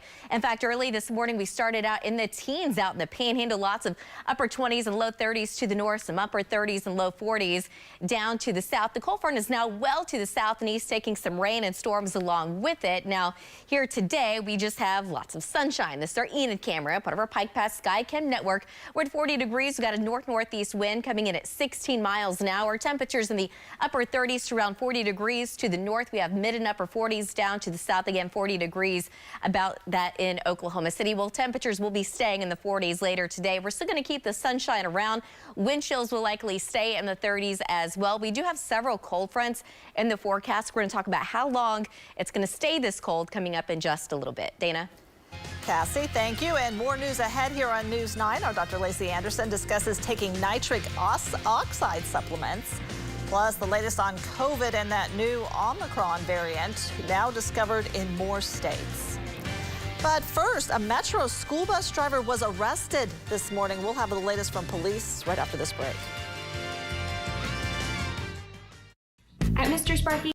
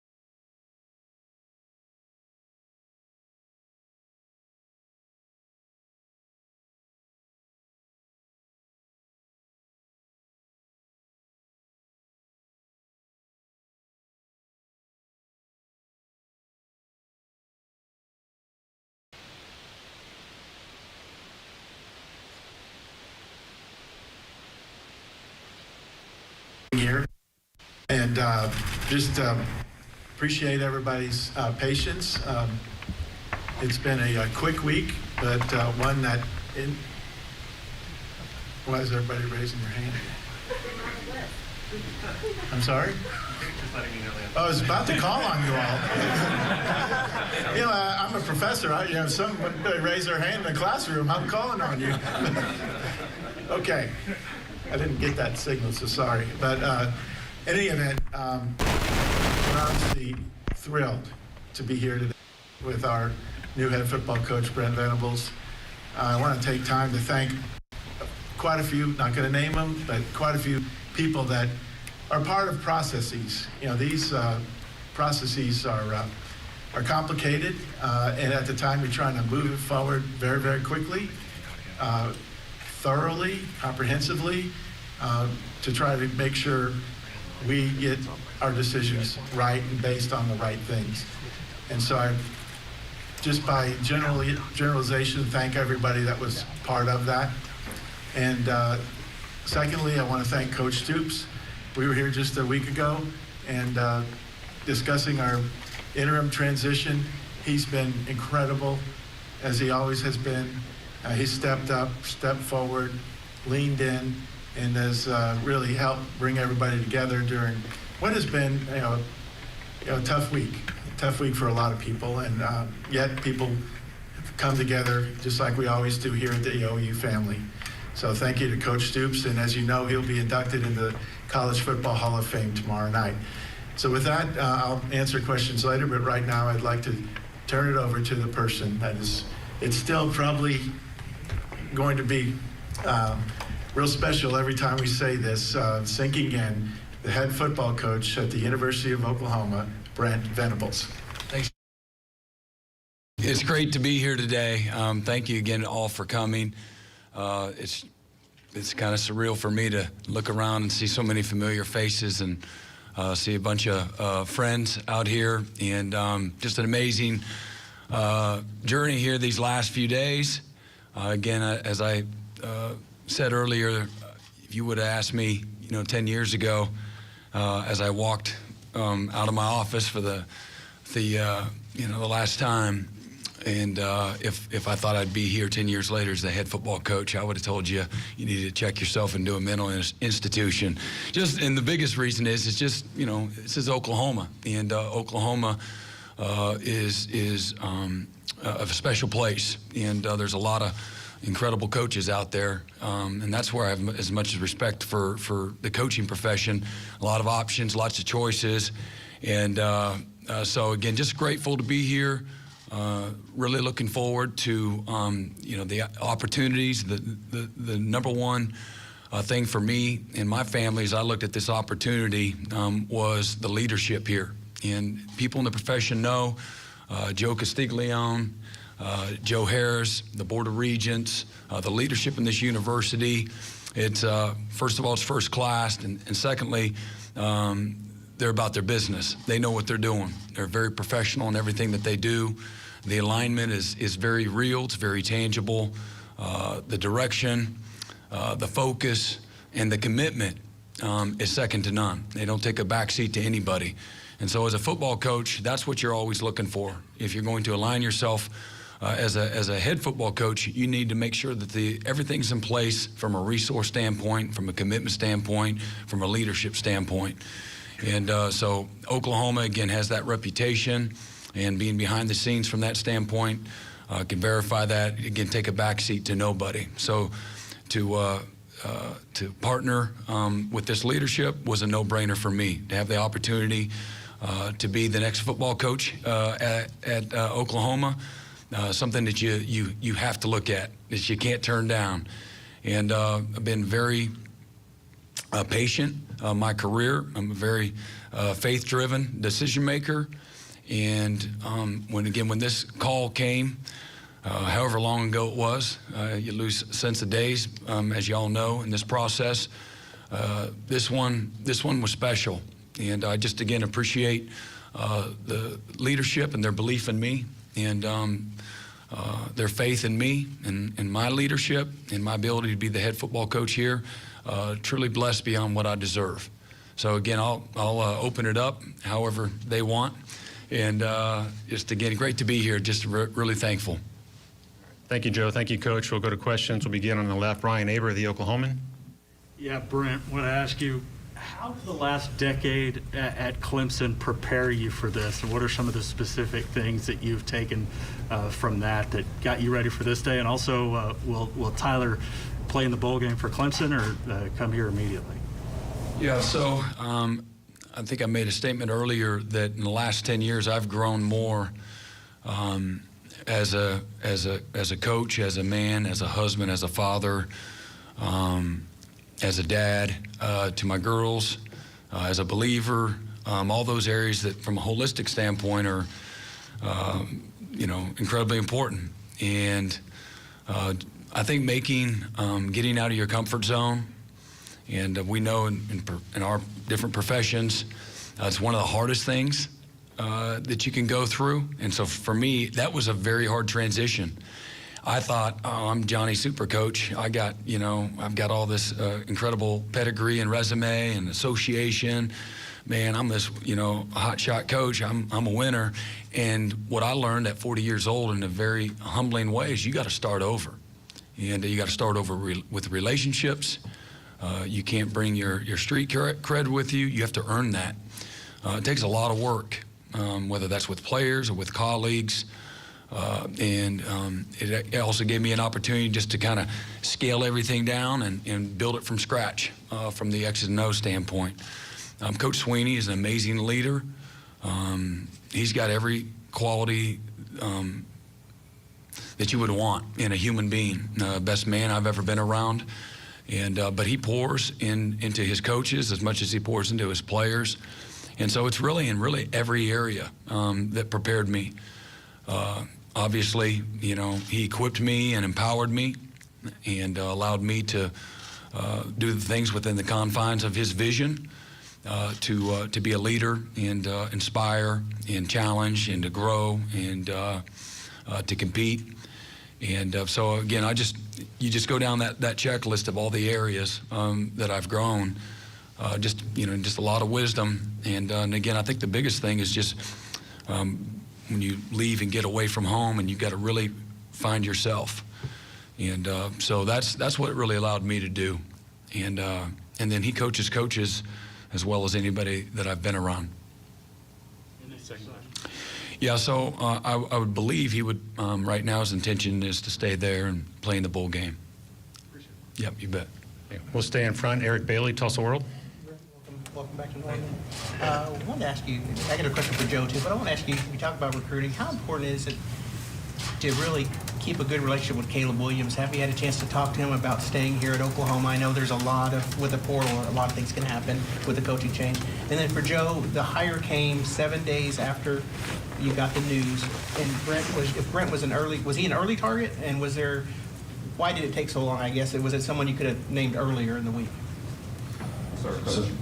So I have spoken to Caleb, reached out to him and his father yesterday, and connect with his father here later. Whether it's Caleb or anybody else, everybody talks about recruiting and go and get the next class and the next class after that even. There's nobody that's more important to recruit than your players every day. And you do that with relationships. You do that with connectivity. You got to, again, reach them the right way and always be, on guard, if you will, with, again, the ability that we as adults, we've laid out there. There's no reason for pause. And we've all been 17, 18, 19-year-old young people. There's a reason that insurance for a 17-year-old is a lot more expensive than it is 24-year-old. It's called judgment.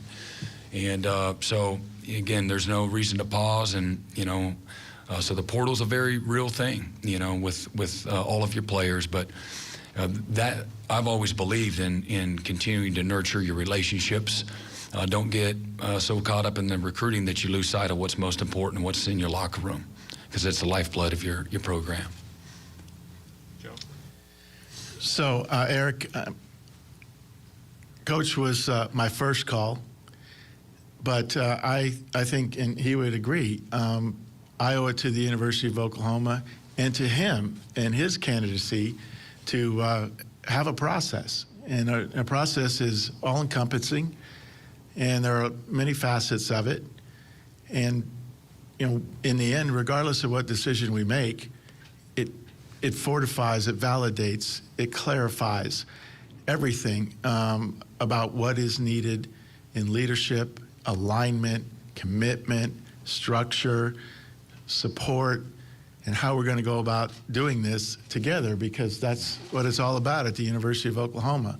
So I know sometimes people think, well, there's that person, they're right there. Why don't you just go hire them? Well, sometimes and occasionally there may be a reason why you just do it instantaneously, because you've been with them and watched them, and in that situation, it might have made sense. But that doesn't mean it makes sense in every situation. And I think in this case, the process itself was important, and we moved it quickly. And the other part is, we weren't just dealing with the process of hiring a coach. Obviously, we didn't expect to be in a coaching search a week ago. And we had to deal with all the other, I guess you could say, connectivity to what that change meant. Players, coaching staff, university, fans, everybody had a reaction to it. And we're managing that. At the same time, we're trying to put the focus on the coaching search. So the process, in this case, you really have to follow it, and it really makes the decision you make so much stronger. Okay, far left, Jason Kersey with The Athletic. Brent, have you started to figure out how you're going to put your staff together? Will you be retaining any of the current assistant coaches? Obviously, you prepare yourself for a long time, way before. Every battle's won before it's fought. That same kind of mindset when it comes to staffing, and we're working through that right now. And the same with our current staff. There's some terrific options right here at home, and we're looking at everything. But obviously, we want to do it sooner rather than later, and so we're working aggressively on both fronts. Are you going to hire a defensive coordinator, or will you call plays defensively? Yeah, my intention is to hire a defensive coordinator. Okay, let's go to Bob Prisbillo, Sooner Scoop. Brent, you talk about recruiting, it's a week and a half before early signing period. How do you go into the homes now of these kids that maybe don't know you and try to earn their trust and try to sell them that you're going to be there for the long haul? Yeah, well, I have a career, almost 30 years of being loyal. Just look at my career, and if I've been something, I've been loyal, and so I haven't been a coach that's jumped all over. Taking this job, take this job, take this job. So I think that speaks for itself. Again, it's not an easy thing to sell, but I do think that they chose Oklahoma for a reason. And we always challenge recruits to take the recruiting coach out of it. And just what a wonderful place it is to, chase your dreams, to get a great quality education, to develop holistically. And so it's much more than just one person. I recognize that being the head coach is a very important place in all of that. And but again, if they're looking for me, for example, if they're looking for a program with stability, a program of success, this is a program, first of all, that's displayed that on its own. And then my career has been exactly that as well. So on the biggest stages and the biggest games, and have that kind of experience to sell. Jenny Carlson, the Oklahoman. How are you? Good. How are you? Good. Hey, so this morning you wake up in Norman, Oklahoma, a place that you woke up a lot of mornings before. But what was that like to come to this place, a place you've come to so many times as the head coach this morning? It was really indescribable. It really was last night. Julie and Jake and T-Bone and the girls, they don't remember anything, but it was so cool. And so it's like, hey, you guys want to go over to the stadium? We're like, yeah, let's go check it out. And it's dark, we saw the lights. I had no idea everybody else was coming, and we had a blast, like just a blast. You talk about memory, going down memory lane, and just some amazing memories. Our family was molded and shaped here.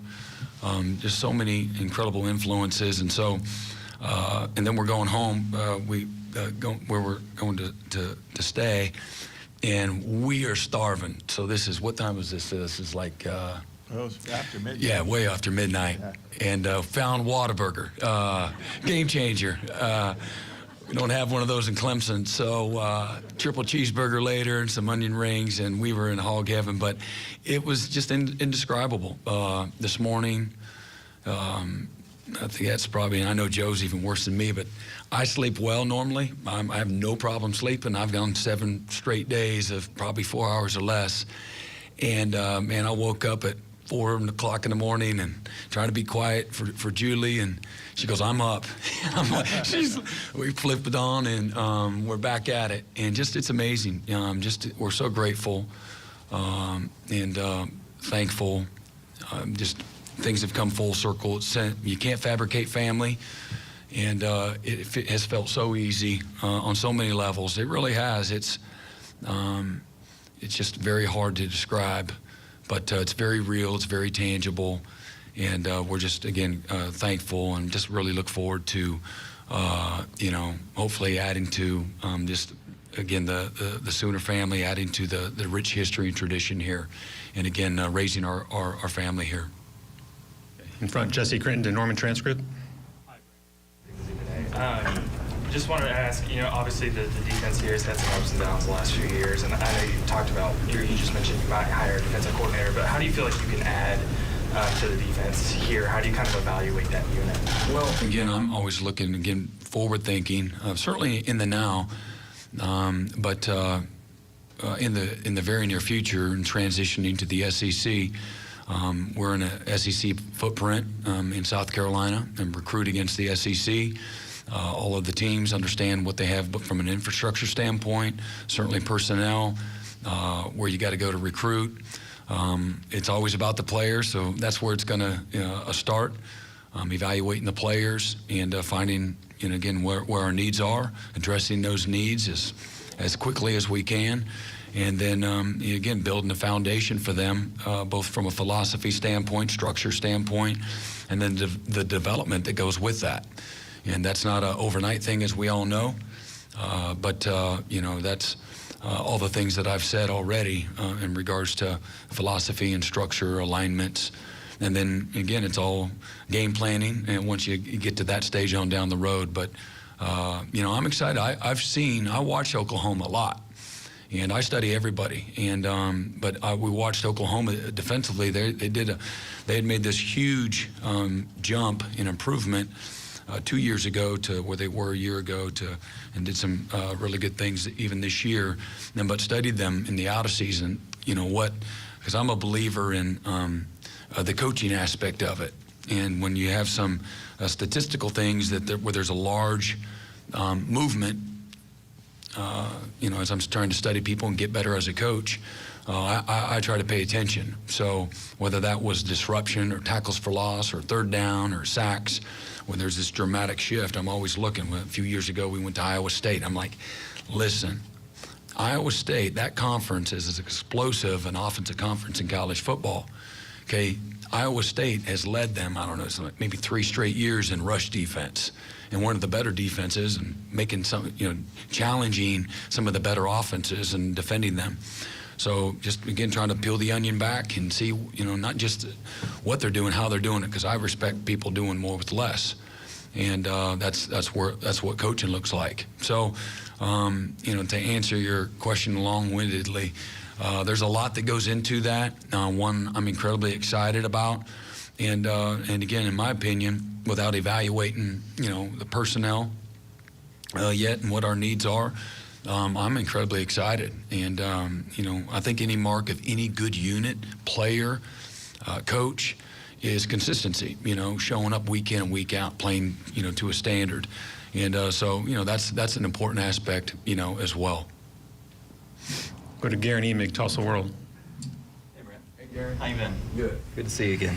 The longer you were at Clemson, was it a natural situation, inclination to pay less attention to what was going on here at OU, or was you shaking your head already? No, I mean,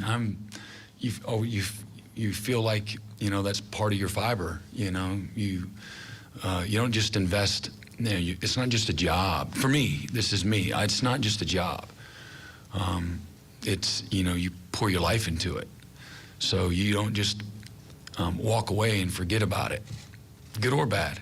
You know, you try to learn from all of it.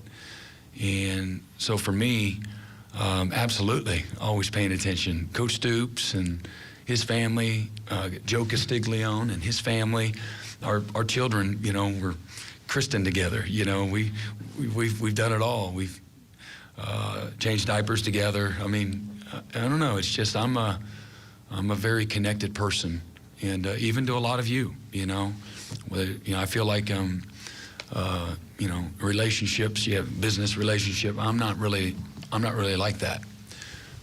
I'm deeply connected.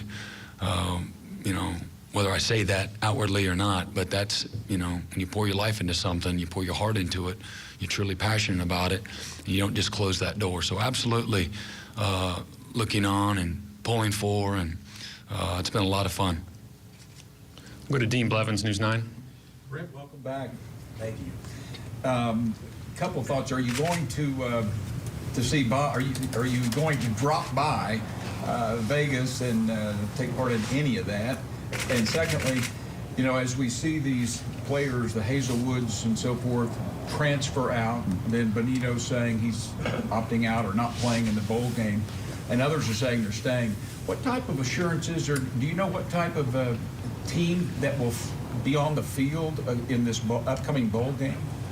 I'll be honest, I've certainly paid some attention. We talked about it briefly last night, had an amazing Zoom call with them yesterday, and then a great team meeting I felt this morning. Really looking forward to, again, pulling the curtain back in that regard. Quickly, my number one goal is to get on the road recruiting, make sure that this 22 class that's due to enroll here in the next few weeks is where it needs to be, and then all the while in between visits, you know, visiting with our current players, and we talked about that, you know, the transfer portal, and you know, we just make it easy, and it's actually kind of cool to just quit. You know, it's like cool to quit, and I don't get that. You know, and I understand there's always extenuating circumstances and situations where it's okay for, you know, somebody needs to move on, or maybe a graduate transfer that wants to go somewhere and actually play more. But, you know, but it is a real issue. And so I think that goes back to on the front end of trying to recruit people. And again, it's, you know, it's a people first. I believe that wholeheartedly, and finding people.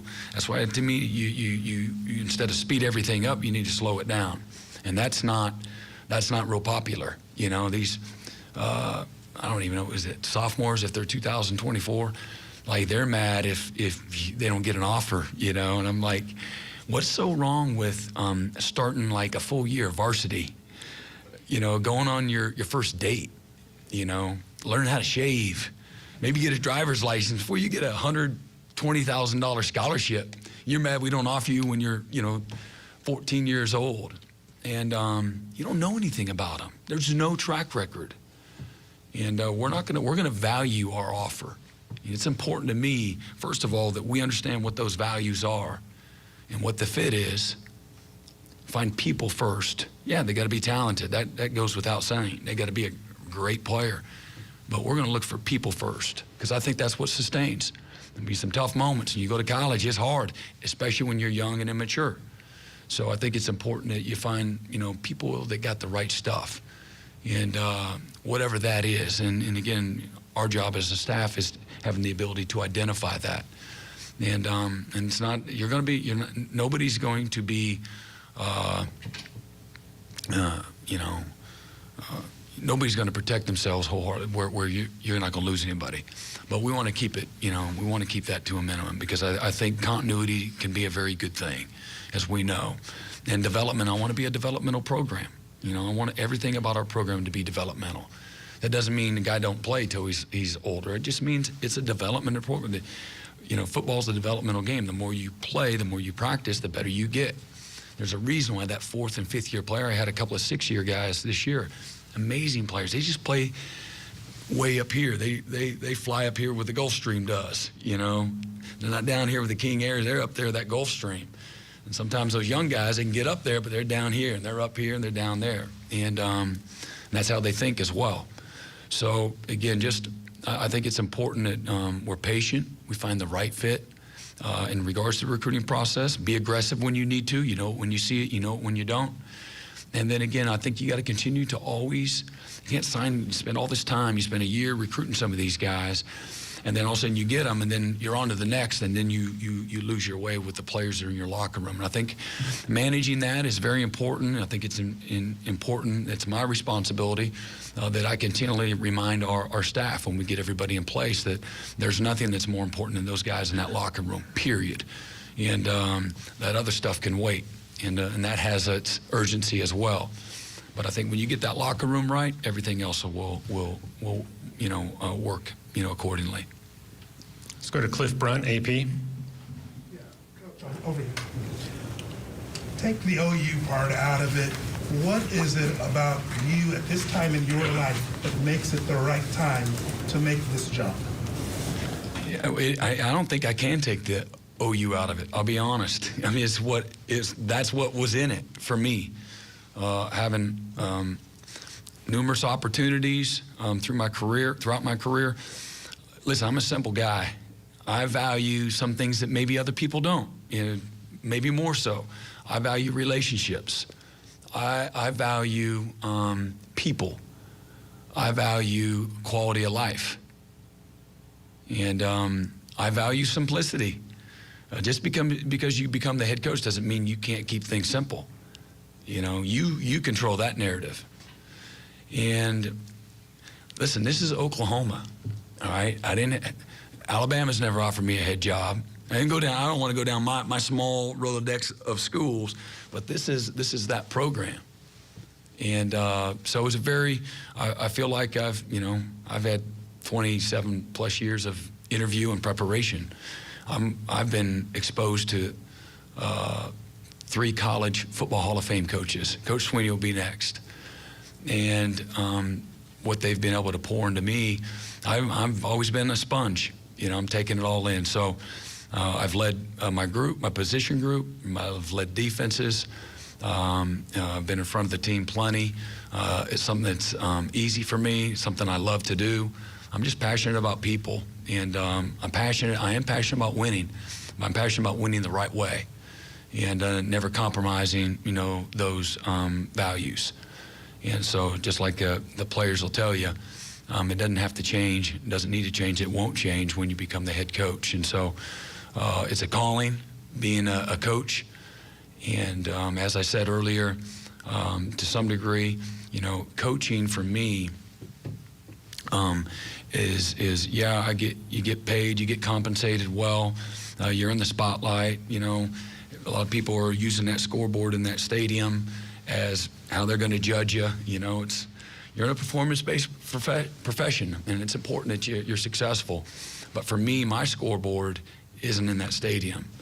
It's the lives that I impact. It's the hearts that I reach. It's the relationships that last a lifetime. There's nothing that will trump that. And as a head coach, that's what I want our program to be about. Back to the front, Barry Trammell, the Oklahoman.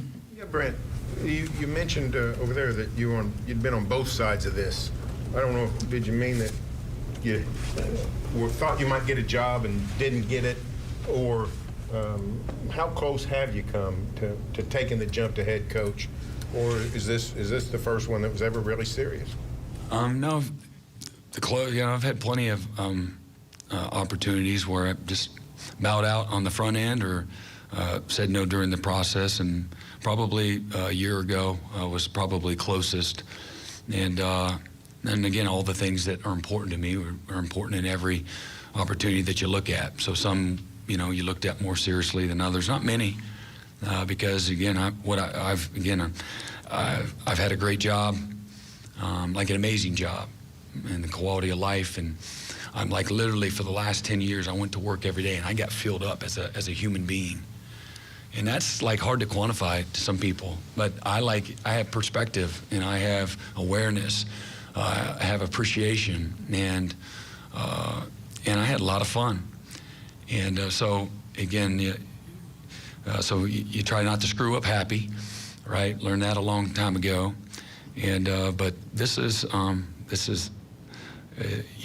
like a no-brainer in my opinion for all the reasons I've already said. From the leadership to the alignment. To the success of this program through its history, to the location, to the people, all of it.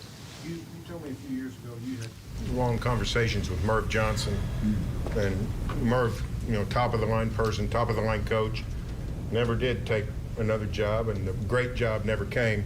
Did you ever worry that, or maybe not worry, but did you ever think it's not coming? I think that's important. You said, yeah, worry or not. Yeah, I didn't worry. Mindful, yes, and reflective on what if, or what would that look like, or what would it look like if I didn't, that as well. And really my family are the ones, I was like always afraid that I would get so ingrained in my job, I might have to, miss softball practice, or, being, taking the girls to school in the morning, or missing a weekend tournament. Like I have so much fun. That's what living is all about. And so I was afraid a little bit at times of, you become a head coach and, you might lose that balance. And my family's the one that have encouraged me and reinforced to me that it doesn't have to be that way. So that, I don't know if that answered your question, but Merv was, he's like he's always known for, to give incredible advice, and I've actually thought of him through this process, and but thankful for his mentorship. Okay, we've got more questions than we're going to have time for, so I apologize. We can get a couple more in. Let's go to James Hale, CBS Sports Radio. Very great to see you. I'm glad you're back, man. You touched on it a little bit in your opening, in your celebration there, but what have you always thought as a head coach that you really wanted to do offensively and defensively? Can you take a little deeper dive into that and tell us what you expect? Yeah, I mean, I think you just watch how offenses work today, with obviously fast-paced, most everybody's no huddle or the sugar huddle. Just being aggressive, aggressive and physical and everything. Just because you spread out doesn't mean you have to lose a physical element. And I think it's important, more important than anything else, that you maintain, establish, nourish, enhance, improve, have a standard of physicality that goes with whatever scheme, that you're, implementing. But I think it needs to be diverse. I think I love game planning. I love coaching week to week. Tweaking and fitting schemes and based on the matchups and things of that nature. But I think it's important that you understand your what you have at your disposal in regards to playmakers, and you're going to ride the things that are your strength. You're going to protect the weaknesses. But I believe you got to throw the ball in this day and age without question. I think that's never changed, but you got to be aggressive in the things that you're doing, and multiple, very diverse in your presentation, and then make the defense move and adjust and be right on the field. And then again, I think that you got to be known for something. And so I think having a strong identity that has shown that it's stood the test of time is important as well. On defense, again, believe that it all starts again up front, and that you got to recruit great players there and then develop them. Length and speed, guys that have position flexibility is ideal. That helps create additional depth. The way offenses operate, you'd like to be able to, from a package standpoint, not have to get in and out of sub packages. You want to do it when you want to do it, not when somebody forces you to do it. And so you want to be able to play with the same personnel as much as you can. But again, have flexibility. You want people to feel like they're seeing a lot, but keeping it simple. And but I'm fundamentalist on both sides of the ball. I'm not trying to out-trick. When it's all said and done, I love deception. I love deception on both sides. But at the end of the day, you know, it comes down to fundamentals and physicality and guys who's playing with uncommon effort. And I think those got to be non-negotiables. Okay, our last two will go to John Hoover, SI Sooners, and then Kerry Murdoch. John? Brent, congrats. Welcome back, man.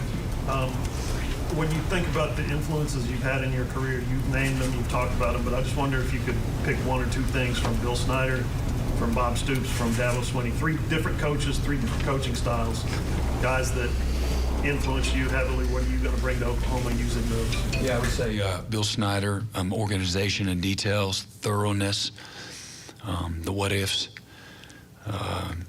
Bob Stoops, very aggressive, go for broke, confident mentality, and Dabo Swinney, how to love, and loving the staff, loving the players, showing a genuine appreciation for everyone. Yep. Kerry Murdoch, WWLS. Hey, Brent. Welcome back. You've talked a little bit about it today, you know, the T-shirts that the team wore today. You've won, you know, 2 championships since you've left here. How much of a difficult balance is individual achievement versus team achievement in college football now? And is that one of the bigger battles that you fight? Yeah. And again, I think it goes, that's a great question. And a critical, hard to gauge, right? They're not, you know, you're not getting that on a stopwatch. And that's a real critical component. And again, I think it goes back to that recruiting aspect. I'm really trying to find out who they are as people. And that's not like this is earth revelating or this is new, but I think the way the landscape of recruiting in college football is a sooner rather than later mindset. And really the freshman or the sophomore doesn't really understand what the scholarship is. They just want to know you, they got street cred with you, that you like them. That's what an offer is. And so to me, that's devaluing the offer. And so again, I think it comes to go back to that, having value on your offer, what it really means. When you put your name on it as a program and an organization, then you're saying this guy's got it, all of it. Doesn't mean you're never going to make mistakes or misevaluate somebody, but if they don't have the character component, if they don't have the team first component, if they don't have the mature component, all those things, I mean, keep going down that list of you know, the intangibles, then you know, we need to move on despite what everybody else is doing. So it's easy in this profession, in the recruiting world, to just to offer, and you know, that's not who we're going to be. And that when we offer someone, we've actually seen an academic transcript. They've actually played a couple of years of high school football, varsity football. You know, they possess the, you know, intrinsic qualities that we're looking for, that fit our culture and our values. And if it's somebody that's not a team guy, no matter what his talent, then that's not us. We're moving on. You don't need that. You recruit your problems. And so again, just empowering our coaches in their evaluation process. It's more whoa than go, and that's not the nature of college recruiting right now. So if it's you know, they have the mega camps everywhere, for example. You're not going to see the Oklahoma, not as long as I'm here, the Oklahoma logo at the mega camps. If we got to go to a mega camp in San Antonio to get you interested in Oklahoma, so you're not going to come to our campus and see us, to the Oklahoma camp on our campus, then you're not coming here for 3 or 4 years anyway, if it's too much of an inconvenience. So we want to, you know, it's kind of like Rolls Royce. You don't see Rolls Royce commercials everywhere. Do you? You don't see a commercial. And I'm not saying this in an egotistical way, but the Oklahoma and its rich history, tradition, and the success takes a back seat to nobody. And so we shouldn't have to go and, you know, to across the country and to the mega camps where there's 600 kids and, you know, 30 colleges. You really can't do a good evaluation or get to know them anyway. We don't need to do that. And so rely on that as well to attract the best of the best, you know, on and off the field. But that attitude of team first, it's critical. It's one of the first things you see when you walk in our team room, something I believe wholeheartedly in. I'm sorry we have to stop. Coach has a recruiting schedule he has to keep. Joe, Coach, thank you very much. Certainly look forward to what's ahead. Appreciate everybody being here today. See you soon. Thank you. All right, and that was Brent Venables, the new OU football coach, meeting for the first time with the media. Some insight there and what we can expect from OU football. A big day for OU and across the state, and we have it covered from all angles, both in news and sports. We will have the latest tonight at 4, 5, 6, and 10. Have a great afternoon.